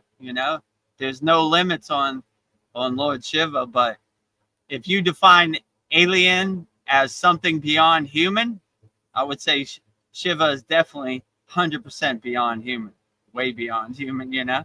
So yeah, I heard that theory before also, and also that they might be demons or something, that the aliens could be demons, or they could be angels, or they could be gods. Who knows? Yeah, we weren't there, so we don't know. I think the possibilities are unlimited. If they wanted to take an avatar form of I find it hard to believe that these higher frequency beings, these light beings, would take a lower frequency body. I don't think that's possible for them, but lower frequency, I guess, could try to take an avatar of some kind of form. But, from my intuition that, how could I say, these highly evolved angels or light beings, going to a lower form is beneath them, like they're I don't even know if that transition could even happen. Their frequency is too high to possess a lower frequency, and why would they? They've already ascended to the highest frequency. They're going forward. They're not going backwards. So, and plus we need more higher frequency. We have too many lower frequencies right now. More. We need more people on our football team. We need more soldiers on the front line. I just had a funny thought. Babaji doesn't send emails; he sends frequencies. Yeah, that too. I take no credit for anything that's coming out my mouth. Babaji hits the crown of my head with the stream of consciousness. It just comes out how it comes out. I take no credit for anything I say. Message received. Message received. All the glory to Babaji in service of Babaji on his mission. Babaji, one of our Indian students said, I'm Babaji's postman. I like that. I'm Babaji's mailman. I'm Babaji's postman. I'm just delivering the mail. I take no credit for the mail. All the credit goes to Babaji, the source. Whoever's tuning in to my frequency, or I'm tuning into their frequency. I go to them. They don't go to me, Well, back to the C thing. Sandy said that luckily I had stopped working for the school board in 2018. If I had still been teaching in 2020, they would have forced me to get the jab or let me go. Yep, they For would have. sure. You begin to think, what does this have to do with teaching? If I'm a good teacher, whether Yeah. I get the Oops, jab or sorry. not, they don't care. They say, you want to work here, you got to play by our rules. So we don't care if the students love you. We don't care if you're a good teacher and you help people. We only care if you do what I say, you know? So one step solution, right? One size fits all. Yeah. I don't know. I was curious when you were with your guru and that lady tried to do mantra diksha for you for 100 rubies. What mantra diksha was she trying to give you? I think she was trying to give me Narayana, which is Vishnu, but Oh, that's easy. because we were at Barry-Nat, and the deity in the temple in Barry-Nat is Narayana, right? So these most of the people live there. They're Vishnuites, right? So they worship Vishnu. So she was probably I didn't hear the mantra, but she was probably going to give me a Vishnu mantra, but probably a basic one. But I think the one I have from my guru is way more effective. But Yeah. I don't know. Something better. You know, like they're out there, you know, they're trying to hustle, you know. But yeah, so I like what my guru said, like Ma, this guy gives you mantra diksha. You don't give him mantra diksha. He's way more up the scale than you are. And she just kind of ran away, right? Scurried away, right? Like right when she saw my guru, she knew she was in trouble. Like, yeah. what are you trying to do here? You know? Nah. You know? This guy comes from a para lineage. He has real mantra diksha, not just the standard 100 rupee version, right? Maybe she would say like Om Namah Shivaya, like you know, like tell me something I don't know, you know. But yeah, I don't know. They're out there, you know, and they're easy targets for people who like backpackers who go to India trying to get on the spiritual path, and you know, look in caves and have no come from no lineage or parampara, so it's easy money for the taking, unless when you find the right person. And I wasn't the right person. So I was curious about the Gayatri mantra. Why makes that one so powerful? What's in it? The Bija mantras are like the light word of God, lighting the inner lamp inside you as you. So it's basically amplifying the God frequency, the God vibration, the God radiance, the God glow inside you. So that's basically what it's saying. Like it's like how could I put this into English words? It's basically like the direct name of God amplifying the Shakti of God inside you as you. So you become a radio antenna vibrating the God signal. So it's something like that, you know? Okay. I mean, I haven't written down the full meaning. Maybe on the next sad song I'll say it. But yeah, that's basically what it means, right? Like, you know, like enhancing, letting your soul shine as bright as possible. That would probably be the best way to say it, right? Like letting go of all the junk, all the distractions that are blocking your soul, and bringing your forefront to so your soul can shine.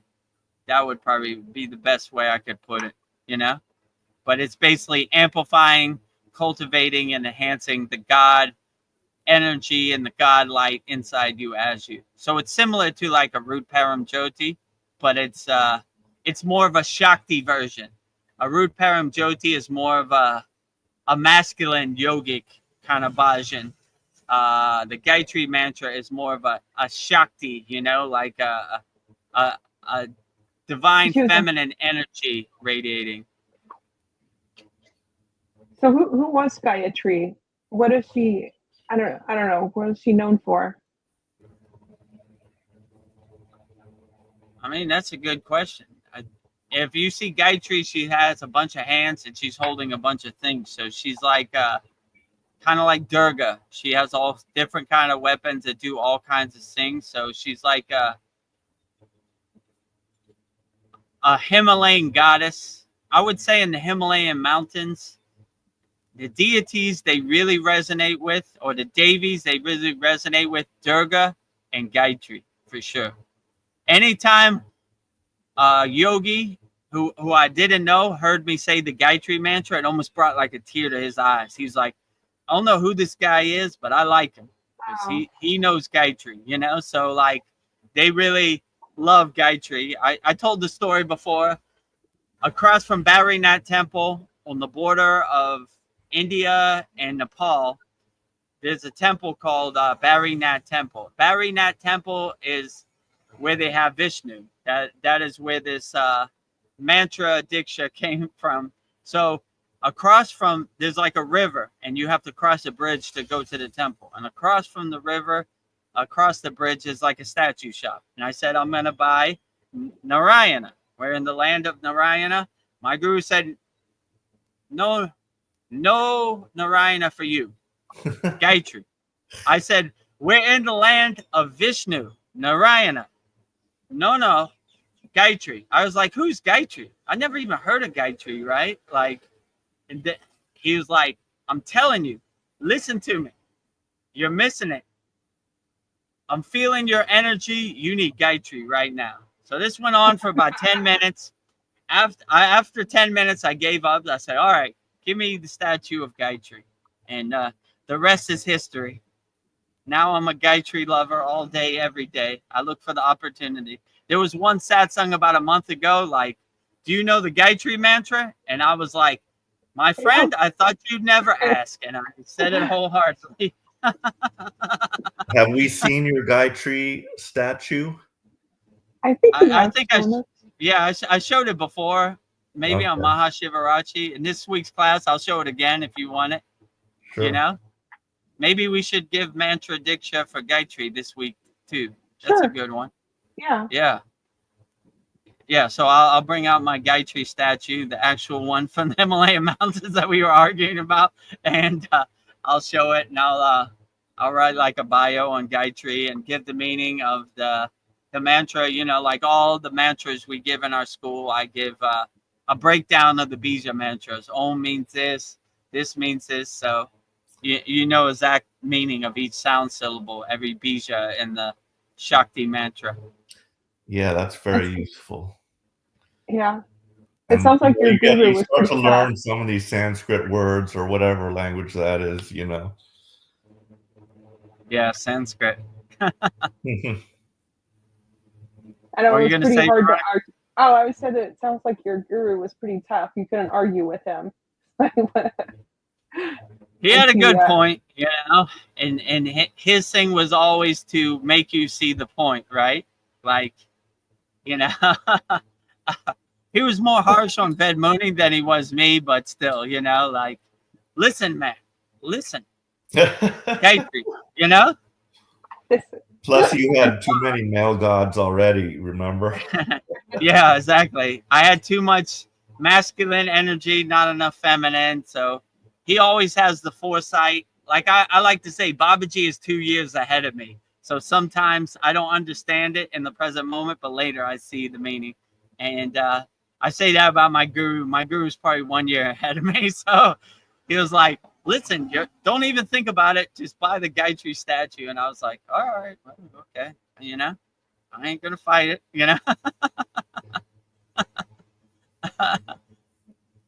So Gayatri it is, I was trying to buy Narayana, Vishnu, but it didn't work out that day. So I came home with Gayatri.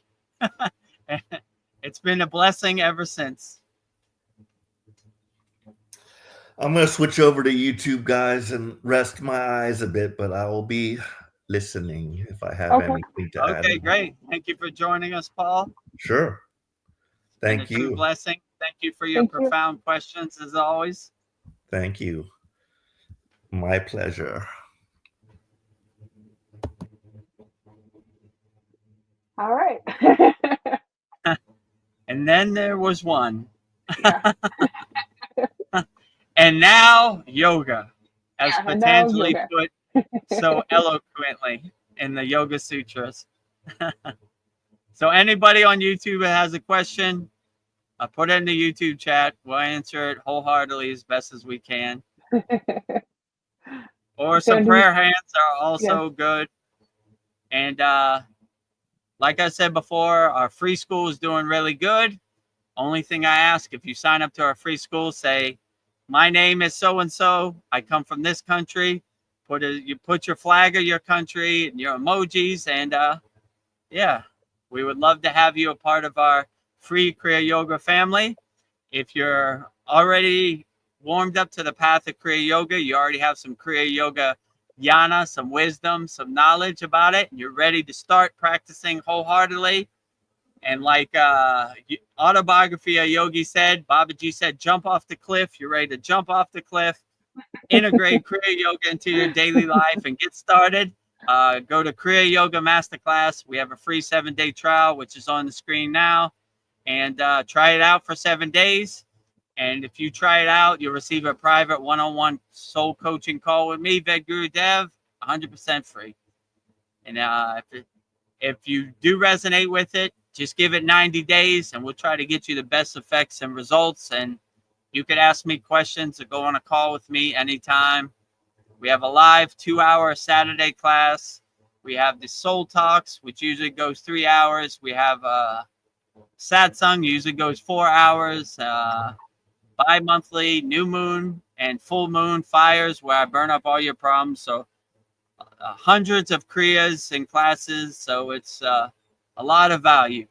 Well worth the money spent, you know. So let's get started. Plant that tree today. Yeah. When is the best time? Today. Best time is today. Well, the best time was 10 years ago. The second best time is today, you know. So you already met 10 years ago was water under the bridge. We can't go back in a time machine.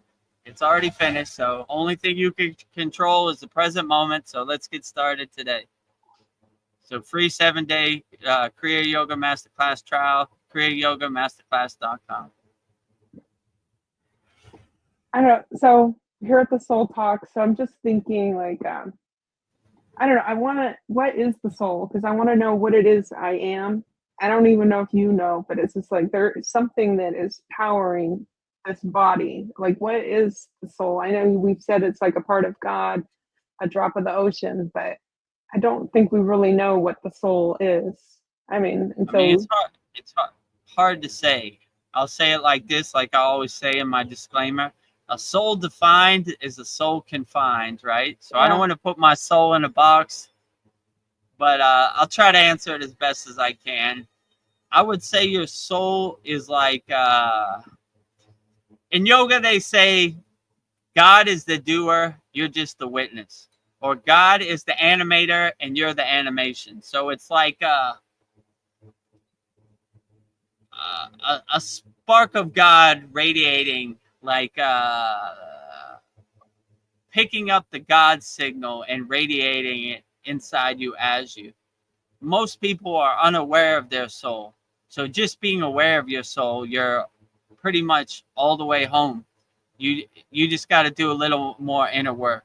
So in yoga, in Kriya Yoga, most of our techniques are to let our soul come to the forefront and shine. And all the distractions and conditioning that we accumulated during our life go to the background. So I would say our soul is like inner divinity shining, right? So it's like your inner energy just kind of glowing inside you as you. But it's really hard to define it in a proper way because I feel like these English words are kind of crude to describe such a beautiful thing, right? Your soul. What's more beautiful than that? Nothing I can think of.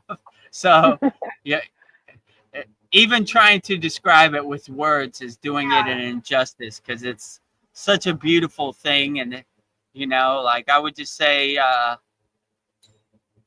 let your soul shine as bright as possible. Wake up with a smile on your face. Bring all your distractions and all your conditioning to the background. Bring your soul to the forefront and let it shine. Let your soul shine bright like a diamond. As Rihanna said so eloquently. Let your soul shine like a diamond. Yes. Like, where does the soul reside? Or maybe it's just wherever I put my attention. But I know, like, when I look at somebody's eyes, I feel like I see their soul. I don't know. It's just maybe. Yeah, they would say your soul resides,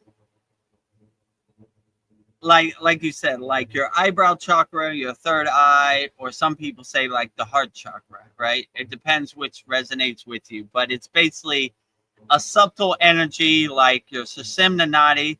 Like if I open my body now, you can't see my Sushumna Nadi, right? You can just see physical organs, right? So it's like a subtle, invisible middle track, a centered track, a Sushumna Nadi. Same with your chakras. If you open my body, you're not going to see all 7 of my chakras, no matter how much I amplify it. So it's like a subtle, invisible energy that is there but can't be seen to the physical 3D eye, right?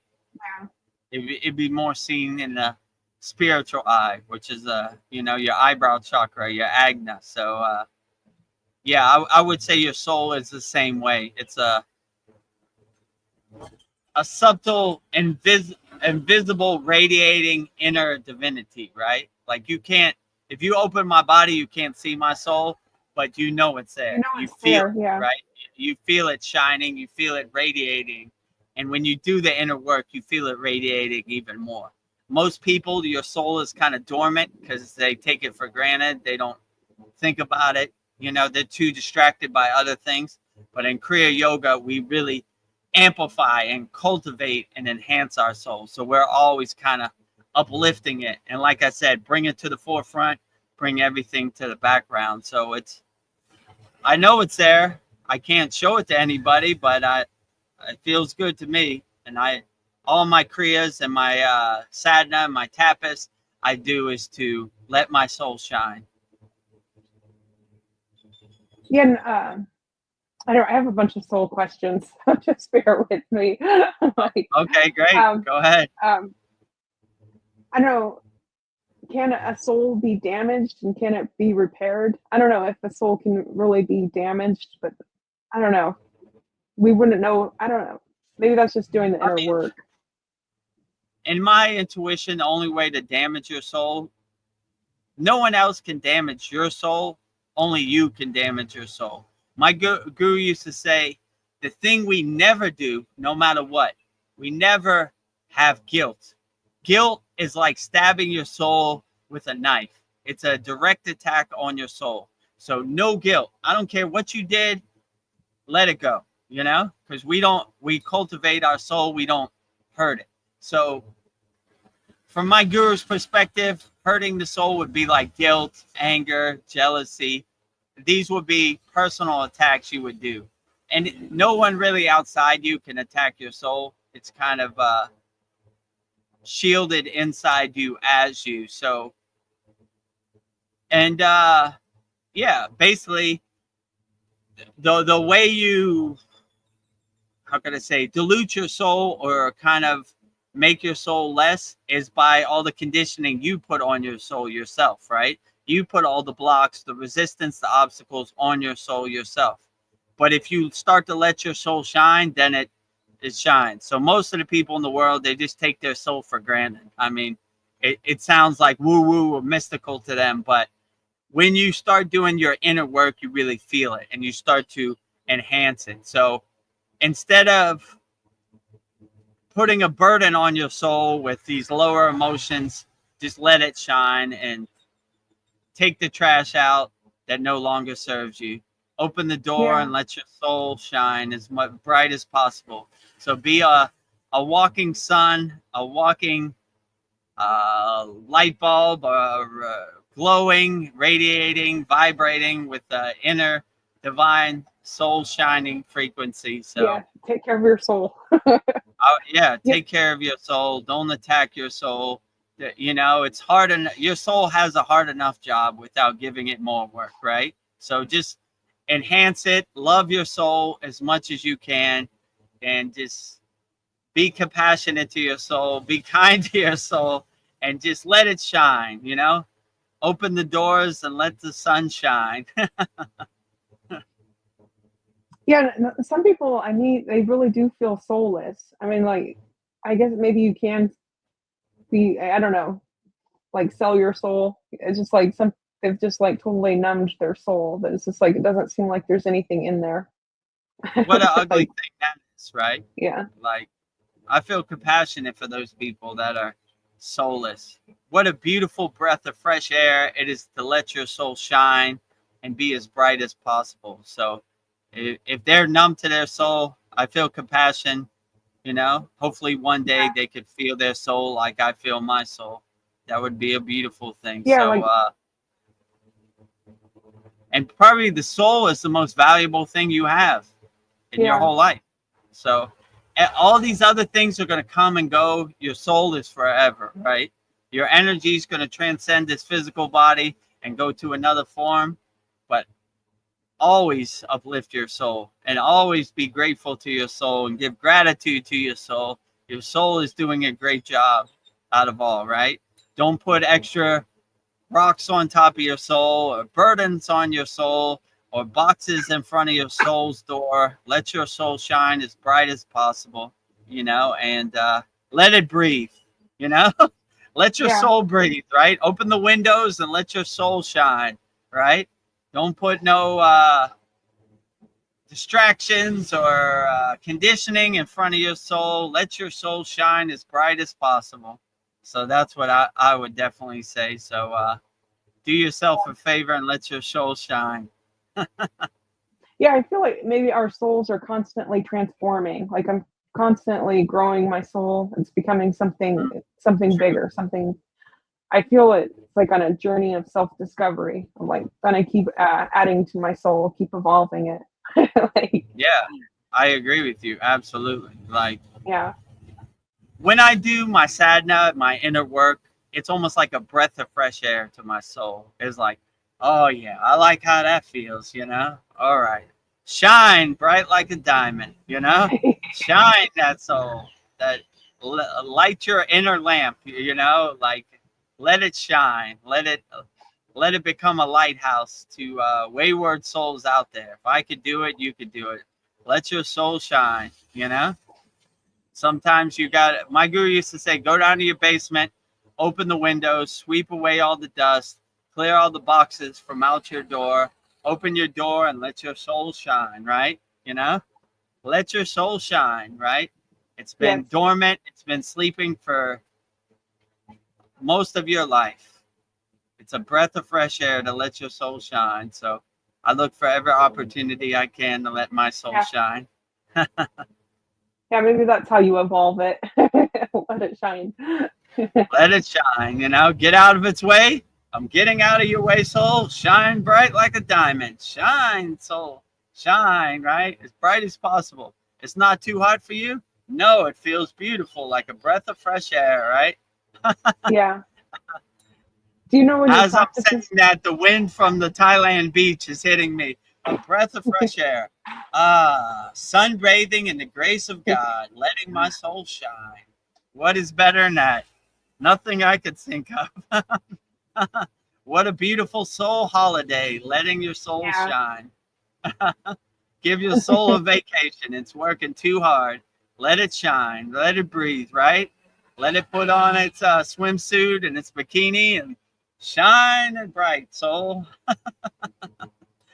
So do you think that opening the heart is the doorway to the soul?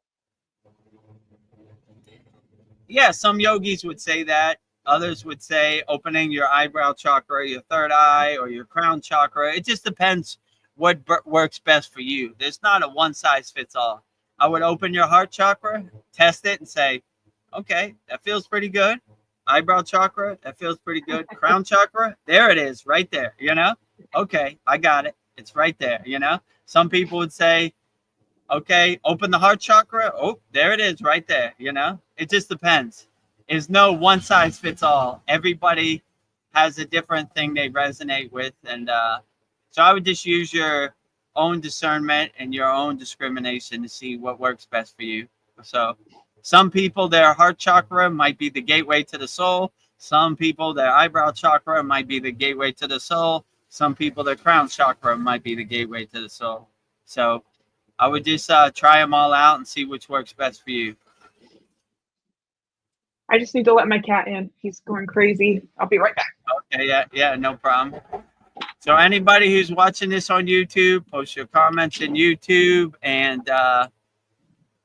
yeah, if you're not signed up, sign up for a free 7-day Kriya Yoga Masterclass trial, kriyayogamasterclass.com. You'll receive a private one-on-one soul coaching with me, VEDAGURUDEV, 100% free. And if you don't have the financial means right now, you could go to freekriyyoga.com, sign up for our free Kriya Yoga school, because we don't want money to be a barrier to entry.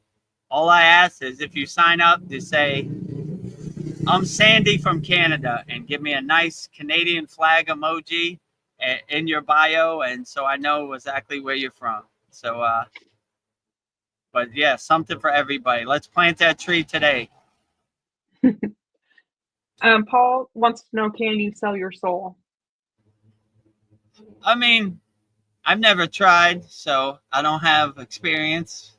I treat my soul like $100 million, right? I never sell it for anything. I love my soul to the max. So there's if you showed up with a Brinks truck and say, yeah, I'll give you this money to sell your soul, I say no thanks. Take your money out of here. Your money's worthless over here. My soul is worth all the money, more than money in the bank. How you would sell your soul? I mean, hypothetically, you would sell your soul by hurting other people, but you begin to realize by hurting other people, you're hurting yourself. So hopefully you don't go down this road, but in my opinion, how you would sell your soul, just by doing stuff for money, have knowing regard for other people, cheating people, scamming people, throwing other people under the bus, caring only about yourself. The whole world revolves around me. These are all be great attacks on your soul. So whatever you're buying, I'm not selling. Yeah. Especially the soul. This is coming with me. You can't have it, no matter how much money you have. Your material possessions are not worth anything over here. I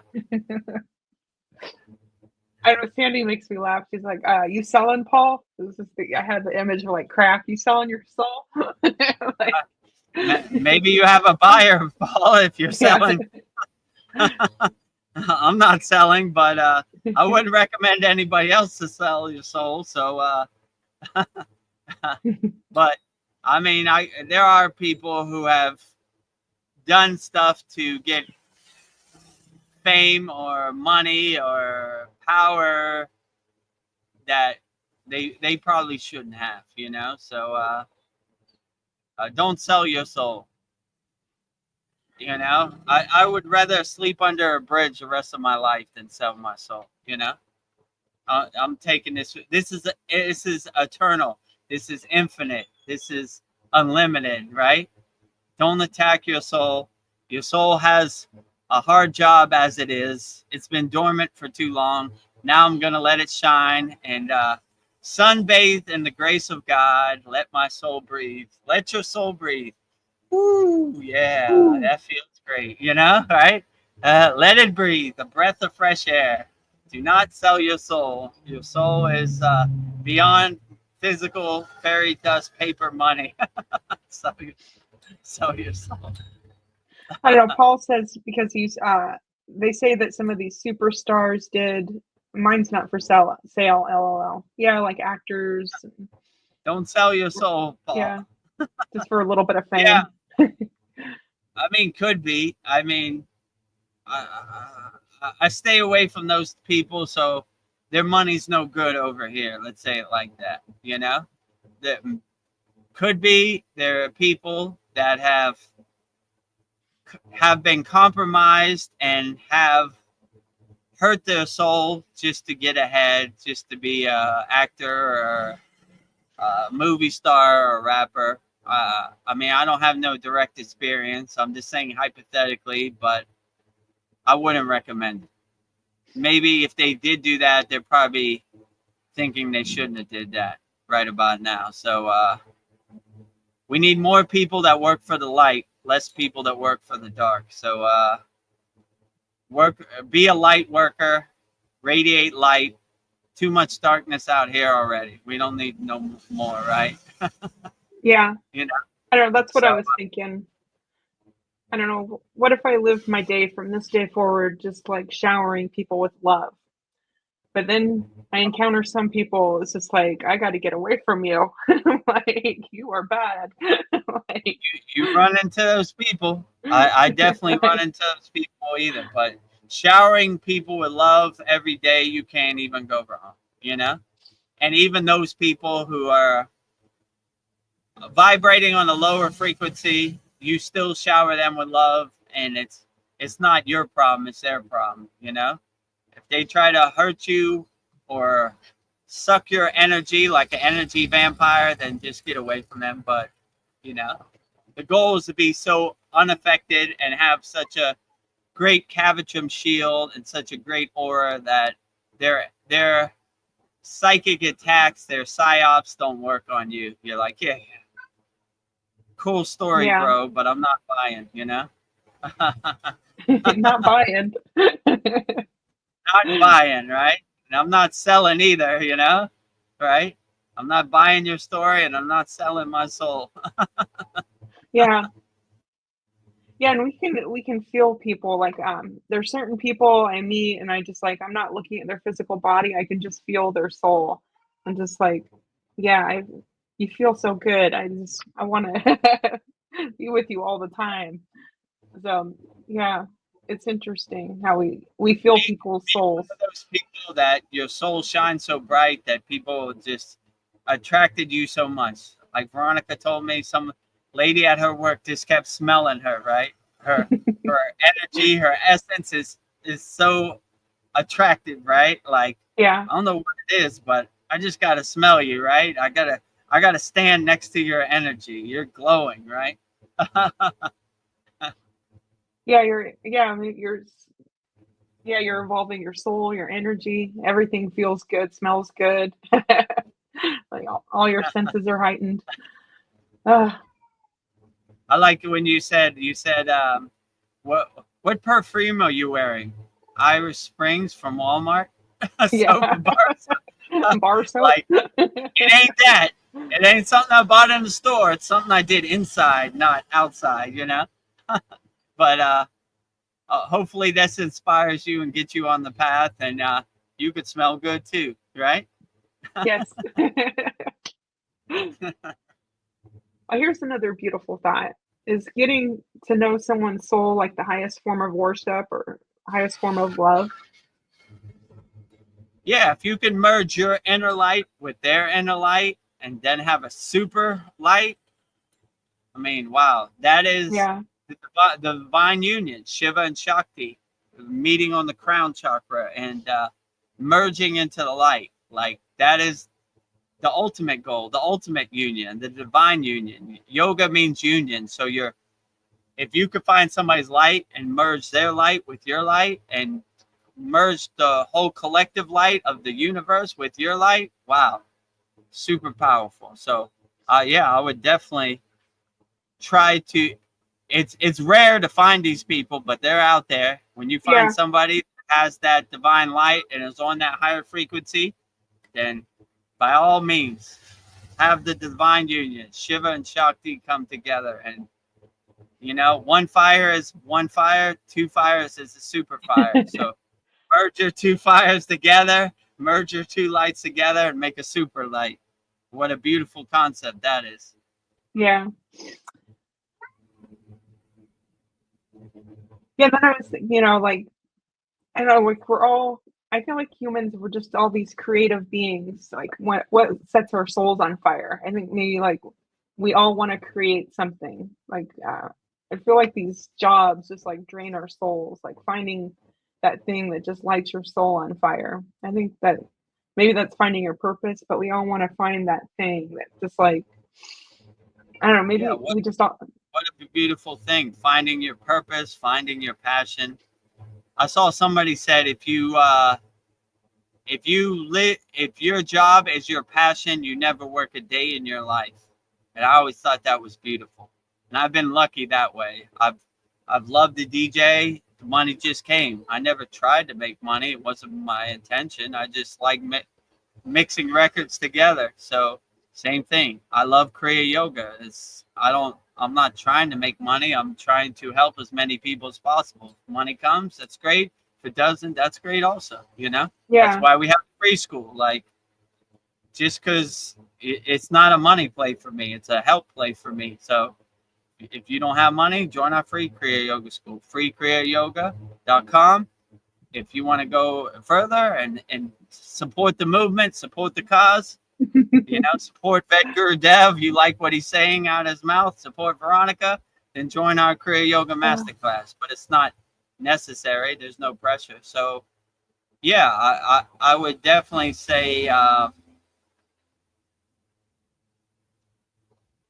lost my train of thought. What was I saying? What was the question? We were talking about soul purpose, like if you find a job that like you'll never work in your life. It's rough out here in the Maya delusional world to the way they have it structured, that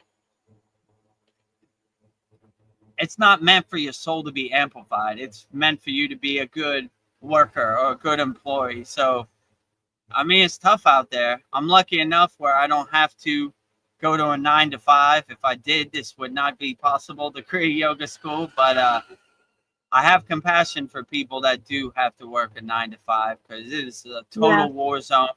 It is a total minefield of emotion and psychic attacks, like so yeah, I would definitely say I wouldn't advertise letting your soul shine or doing your purpose, but because I would just let it happen indirectly and let it happen, like let my soul shine and let my purpose happen the way, no expectations. And if I have no expectations, I can't be disappointed. It happens the way it happens, and I just go with the flow. And I'm also not married to my purpose either, right? I could change course, right? Like, today I was doing that. Today I'm doing the free trial. Tomorrow maybe I'm not. So get it while you can. I'm not married. I'm not going down with the ship. I'm adjustable. I respect all spiritual traditions. I take knowledge from all spiritual traditions. So I don't want your ideas to become my ideas. Just because I work here and make delicious food, I don't want your politics to become my politics. So you always kind of got to have a Kavachum shield up, protect yourself out there in the world, because they're definitely coming, and it's a definite war zone. So let your soul shine, my friend. That's my mantra for today. Live in the present moment. Don't regurgitate other people's narrative. Use your own discrimination, your own discernment. Like I said before, when they say go right, I go left. Don't let their ghost story become your ghost story. Their narrative become your narrative, and just stay protected out there. In our Kriya Yoga School, we have what's called a Kavachum shield mantra. Kavachum is a shield, a protection. Even me, VEDAGURUDEV, when I came to the ocean today, I had to say my Kavachum shield mantra, right? Whew. It's rough out here. These motorcycles and driving every which way and crazy traffic in Thailand. So you need some tools. And if you need some tools, we got you. Free Kriya Yoga School, free kriyayogamasterclass.com, kriyayogamasterclass.com. I'll let you choose, no pressure. Whichever resonates with you, that is the best way. Yeah, I was thinking, like, I don't know, the way that heals. So I feel like we have all these programs embedded in us, and maybe it's not. Maybe it's from past lives too, and just finding a way. Like, there's lifetimes of being brainwashed, and I just want to clear it all out. Like, and maybe it's things I don't even realize. I just like, yeah, like what my family felt. They. They felt about things, they like brainwashed me to think that. I just need to like pull it all out. Like, I don't know. I like what they say in Kriya Yoga. Jesus wasn't a Christian. Buddha wasn't a Buddhist.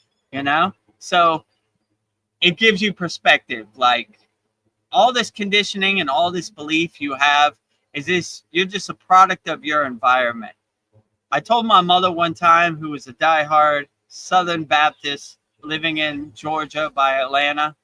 She said, I said, the only reason we're Christians is because some so-called pilgrims got on a boat and brought their religion, and their religion became our religion. Is it the true religion? Are we really the chosen people? I don't know. Yeah. So don't let anybody else's God become your God. Whatever God resonates with you, or whatever name you call God, that is the best God. So my guru told me one thing one time. It was pretty funny. He said, VEDAGURUDEV, you're a master of distraction. I go, how you mean, Baba? He goes, this whole life you've been conditioned, you're carrying around all this junk, all this false identity. This is my God. This defines my soul. This car defines my soul. This bank account defines my soul. This flag defines my soul. This country defines my soul. I'm willing to sacrifice it all for this flag, Like, throw it all away. It's all junk. Go back to when you were 5 years old and you didn't care about who was president or who won the NBA finals or what was the score on your football game. You cared only about going in the sun and being happy. Go back to zero. That's what he always used to say. Go back to zero. In our class, we go 0, 0, 0 as a way to show you. Go back to a pure soul. Go back to an innocent soul where you had none of this junk and this trash you collected your whole life and this conditioning. This is the true God. We are number one, the best country in the world. Our football team is better than your football team. Throw all that away. That doesn't serve you. Go back to when you were happy. Travel light, my friend.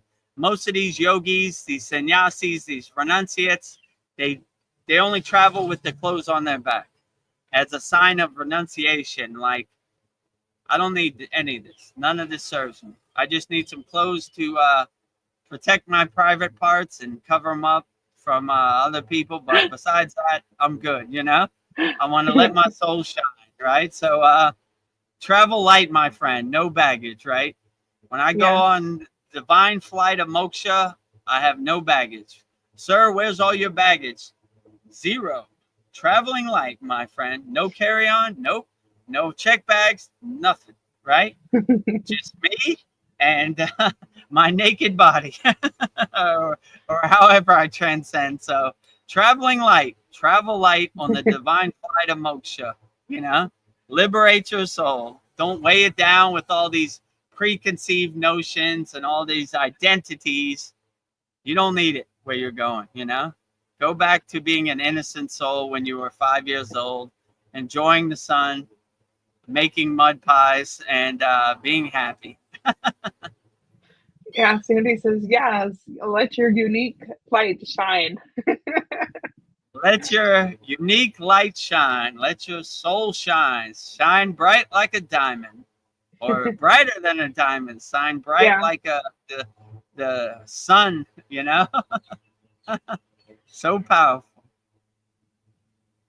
Yeah, it takes a really strong soul not to give up, because this world will just try to break you. I was like, Oh my God, you ain't kidding. yeah. This world is cruel and unforgiving, and it is definitely weighing down on your soul. It is definitely trying to get you to submit. Don't give up. Let your soul shine bright, and don't let nobody tell you how your soul should shine. Let it shine bright, and look for the opportunity. Like that's the best you got life today. Kindergarten. Woo! My soul is shining. How you like that light, right? Darkness, where you at? You're over there? Lighthouse. Woo, woo, woo. Like I'm putting all my soul glow right on you, Like the glare of my soul should be so bright that it's blinding to your eyes. It's like staring directly into the side, especially like for a vampire. That's why I like vampires. When the sun comes out, they turn to dust, Yeah. right? Make your soul like that to these dark beings out here, these evil beings. Like, he's got the divine light. Got to get out of here, right? I don't run, you run, right? This guy, he brought his soul spotlight and he's putting it on me. I'm turning to dust. Yeah, they don't like the light. They don't like the light. You can't hide from me. I got a big spotlight and I carry it around. Where you at? There you at? I got you. Put my light right on you, my spotlight, right? You can't hide from VEDAGURUDEV'S lighthouse, right? He's putting it on all darkness, right? Run and hide. Here comes VEDAGURUDEV with his spotlight.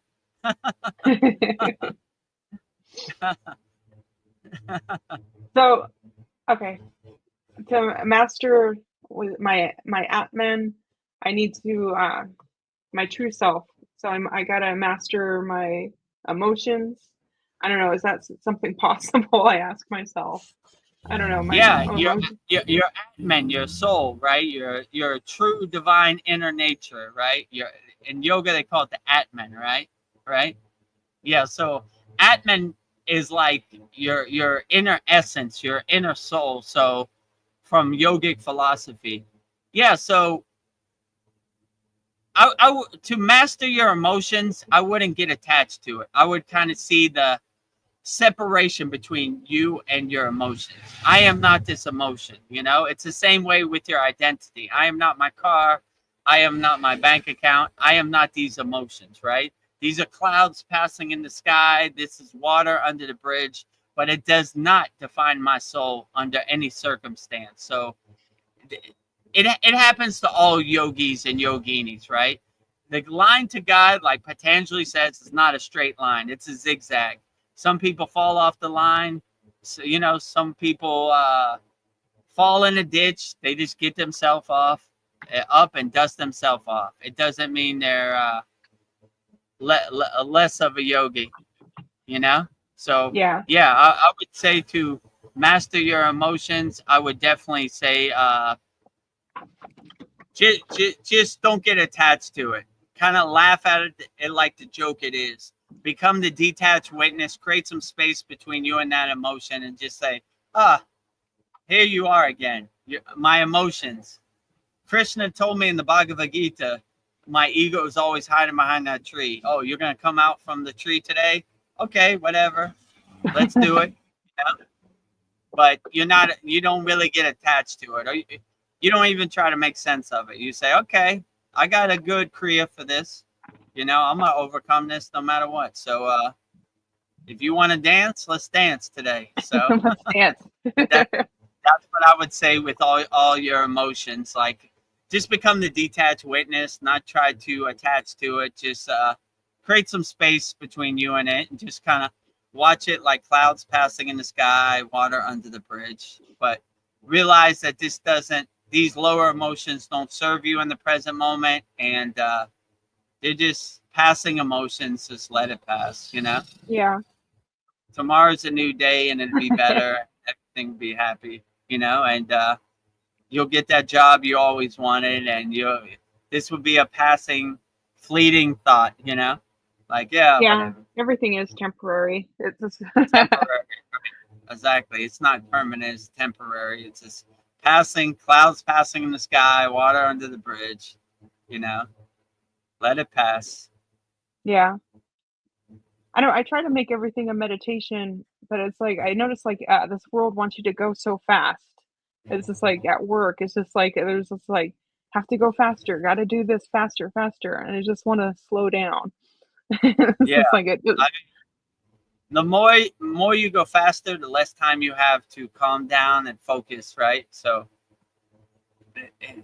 their job is to throw you off. So you become what they want, not what you want. So don't take that to heart. Be the best person you could be. Don't let other people's story become your story, right? Even the world is going at a super fast pace. You still have the discernment and the detachment of not attaching to it, right? Like, Yeah. all right, world, you want to go fast? I'm going to stay in an unshakable samadhi state or a meditative state, no matter a mindful state, no matter what happens in this world. How's that Himalayan sun treating you? Like The Thailand sun, yeah, not too the bad. Thailand sun. I did that last time. I was thinking we're in the mountains, like the Thailand sun. Trees and ocean in Yes, Thailand. Thailand. I was looking up because I see a cat on a tree branch above my head, just listening to our conversation. That is so cool. Yeah. So I was looking at it. He's climbed up on a tree and he's like sitting above me, just listening to our conversation. So that's pretty cool. A white and black cat. Yeah. I don't know. I'm listening to our videos. My cats, they like to listen to it too. Like, Oh, cool. Especially the last one I posted. It was about yeah, the cats. animals are the best healer. What did I say about cat? Cats are divine beings, right? That was the last Yeah. thumbnail of one I posted yesterday. Yeah. So yeah, we posted that cat talk yesterday in our Kriya yoga school. Oh yeah, it was yeah, Paul was talking about how at this hospital this cat would go into the room of the person that was going to be dying. Like, I'm like, oh no. Yeah. If you want to see that, where could I get it? What's that say? Subscribe. Oh no, have a question. There you go. Subscribe to VEDAGURUDEV'S YouTube channel, youtube.com/VEDAGURUDEV. So that had the video. You'll see it says cats are divine being. It says that in the thumbnail, and the other one say animals are the best healer. So you could see it. Plus, very great Babaji talks. You know, Yeah. I posted one yesterday. Masters can initiate their disciples through thoughts and energy and letters. So that was a good one too. Yeah, lots of positivity going out there. I don't know, and we have lots of great conversations, so it's nice to have little bits out there. Yeah, little you could just listen timestamps. to it. A lot of our members listen to it before they go to sleep, or helps carry them through the day. So yeah, what a beautiful thing. So here to inspire as much as possible. And if you join our free Kriya Yoga School, we post it on the community every day also. So you could see it there also. freekriyayogamasterclass.com.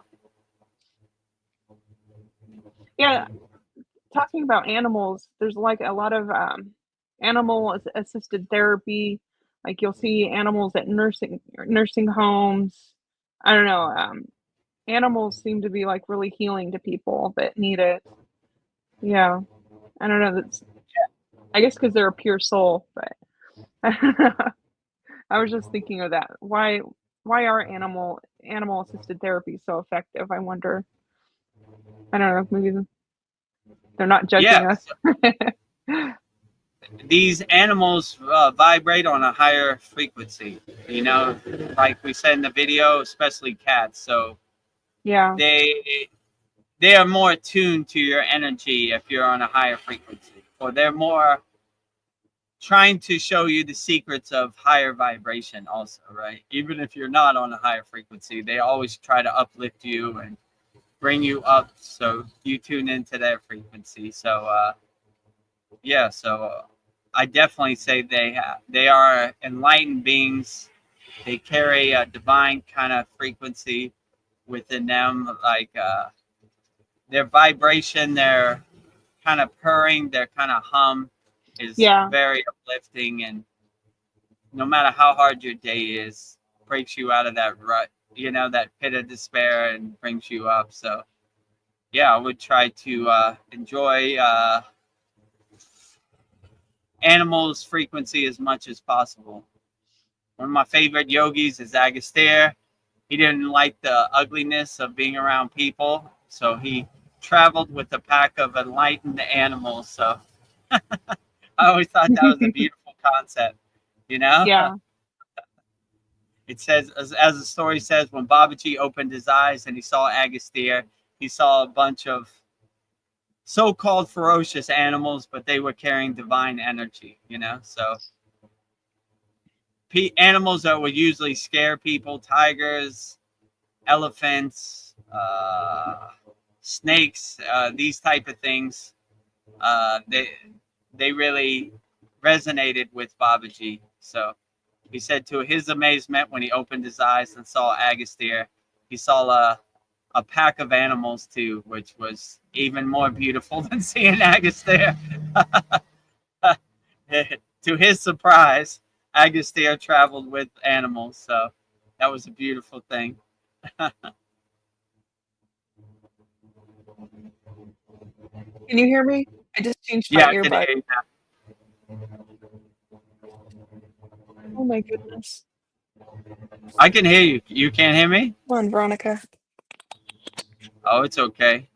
While Veronica fixes her earbuds, like I said, please subscribe to VEDGURUDEV'S YouTube channel, VEDGURUDEV.com, @VEDGURUDEV, where we have 850 subscribers. We just need 150 more, and we'll be over 1,000. So help us get us over the top.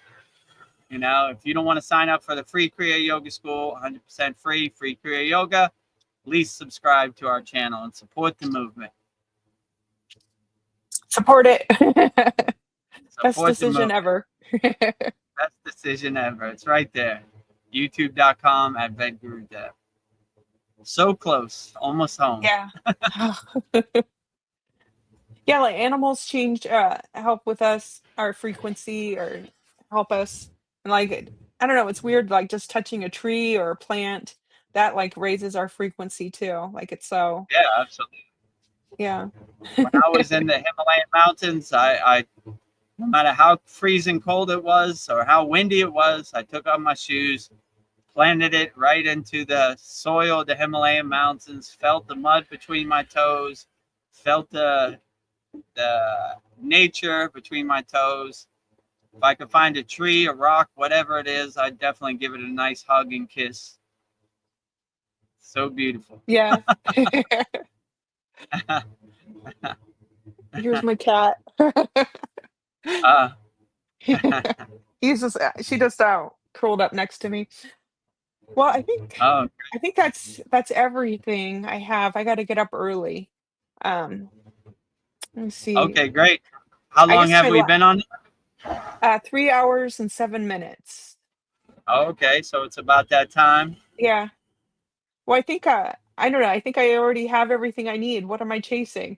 I feel like, I don't know. I feel like we're always chasing something. There's nothing to chase. I don't know. I am Yeah, when you complete. practice Kriya Yoga, you realize inside you, as you already have the tools.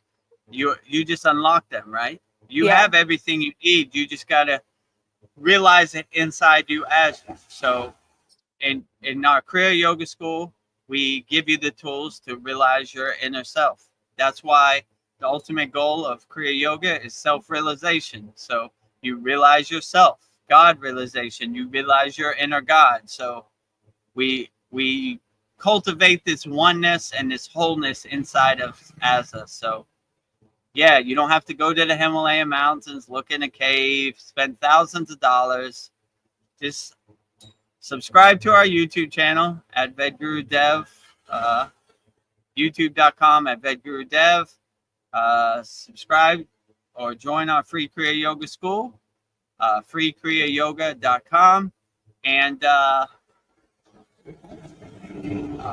if you like the value, you can sign up for our free 7-day Kriya Yoga Masterclass trial, kriyayogamasterclass.com. And you'll receive a one-on-one soul coaching with me, VEDGURUDEV, 100% free. If you like the value, give me 3 months, join our Kriya Yoga Masterclass, and I'll try to get you the best results I can in the history of the universe. You never know. You may be the next great Kriya yogi or Yeah, and yogini. and you just started something last week where you have like I think it was Tuesday, people can just come in and just talk one-on-one with you, totally free. So Yeah, absolutely. I think it's yeah, Wednesday at when 11 a.m. So it's yes, the same time as the class. Yeah. If you subscribe to if you join our school, our Kriya Yoga Masterclass, every Wednesday at 11 a.m., I'm on there, and you could ask whatever question you want in private. It's not recorded. No one's going to see it. And we'll try to solve your problems in real time as best we can. So, yeah, that's a benefit. And also, if you join our Kriya Yoga School, our members send in their problems, and we burn it up in the fire real time. Actually, let me show that. You want me one. to play that? Oh, you got it, Ved? Yeah, there's a new one that says Guru Purnima. So this Thursday, we had a big celebration called Guru Purnima. I think his internet's going out. Come on, Babaji, just give up. All right.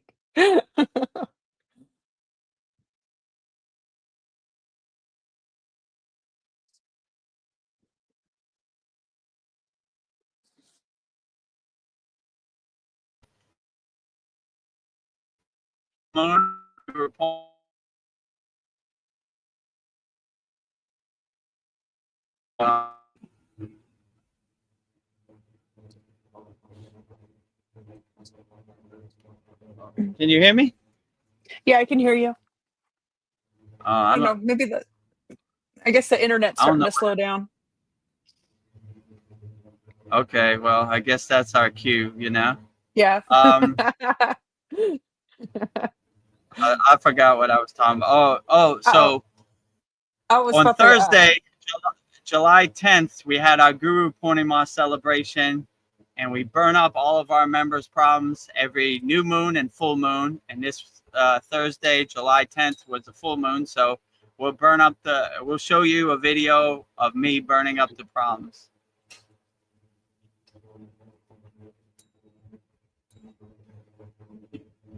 Does it work? Not yet. Let me see. Do you want me to try to? Maybe it's not going to let me do it. Hold on. Let me see. Here it is. Number 1 on our leaderboard, Cal Spalding from Idaho Falls, Idaho, USA Public.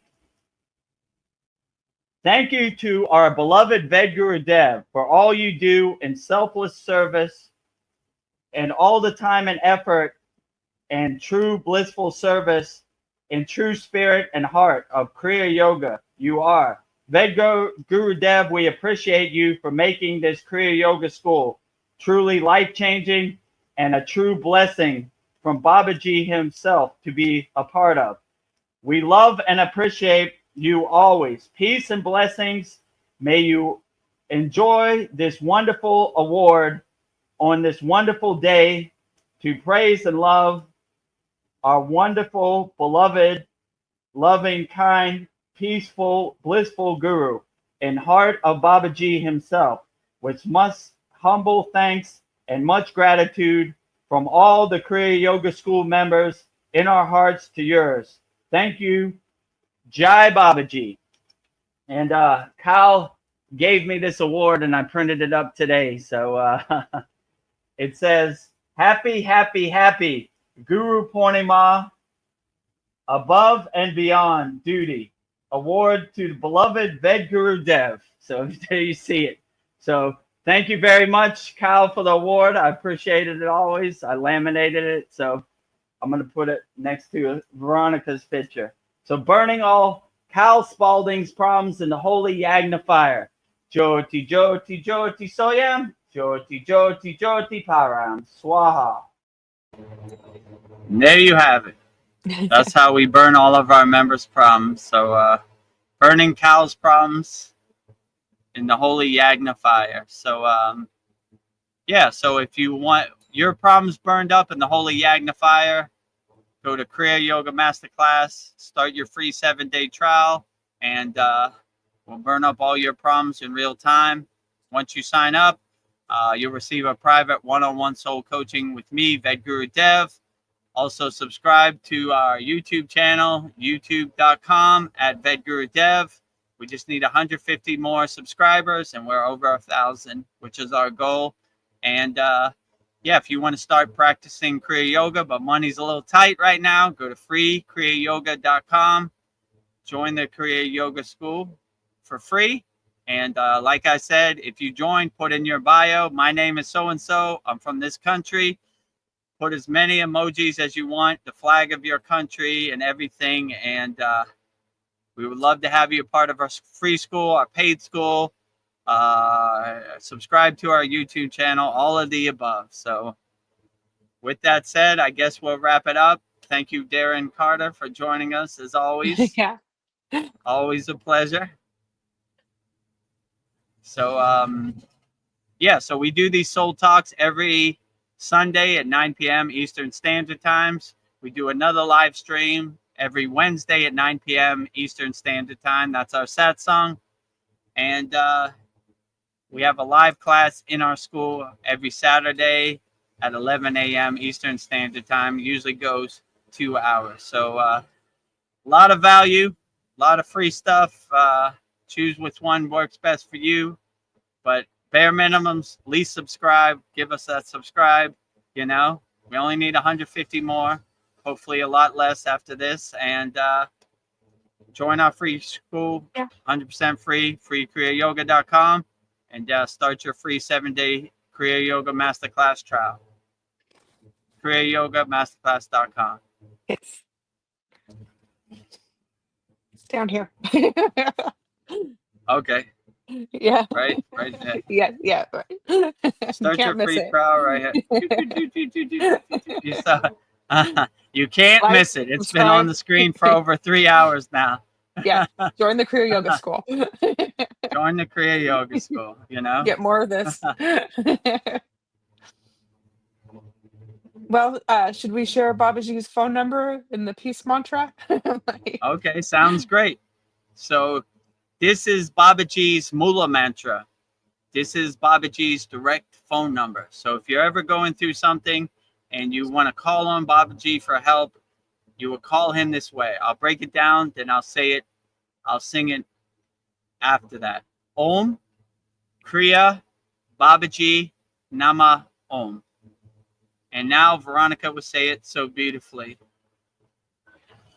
Om Kriya Babaji Nama Om. Om Kriya Babaji Namo.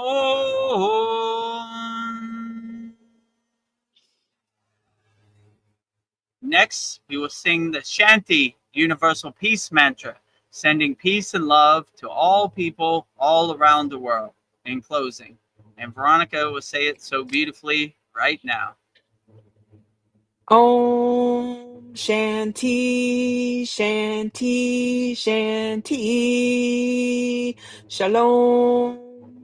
Om Sat Nam Sadhu Tao Am Spirit Swami Kami Amen Amen Umen Selah Hom. Om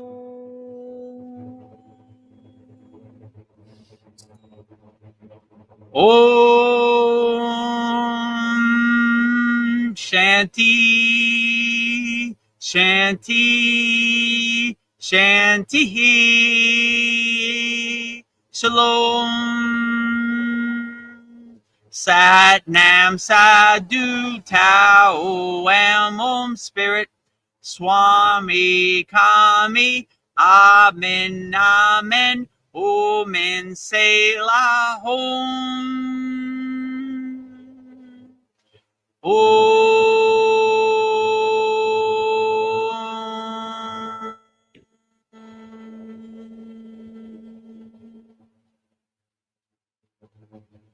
Are you feeling spiritually lost, like you've tried everything, YouTube videos, online courses, even meditation apps, but still something is missing? Wondering, is this all there is? The world is loud and chaotic, and your soul is overwhelmed, craving inner peace, but you can't find your way back to yourself.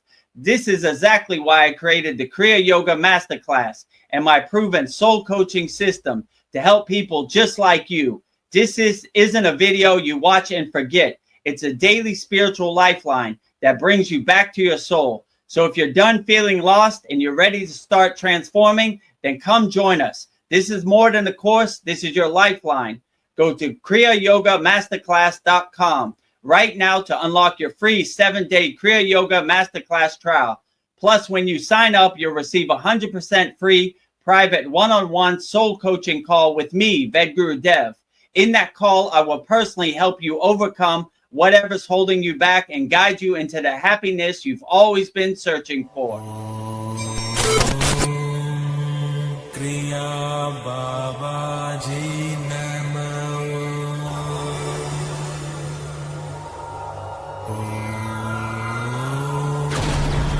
Kriya Babaji Namo.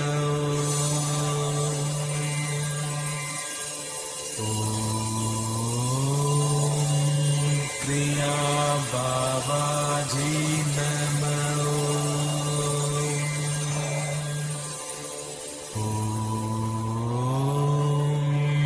Kriya Babaji Namo.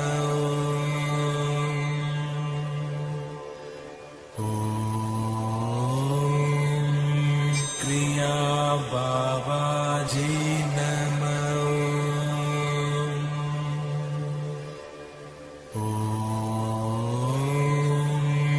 Kriya Babaji Namo.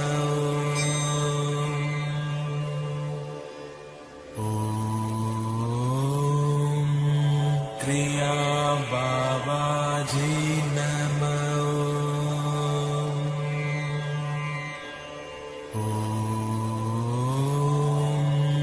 Kriya Babaji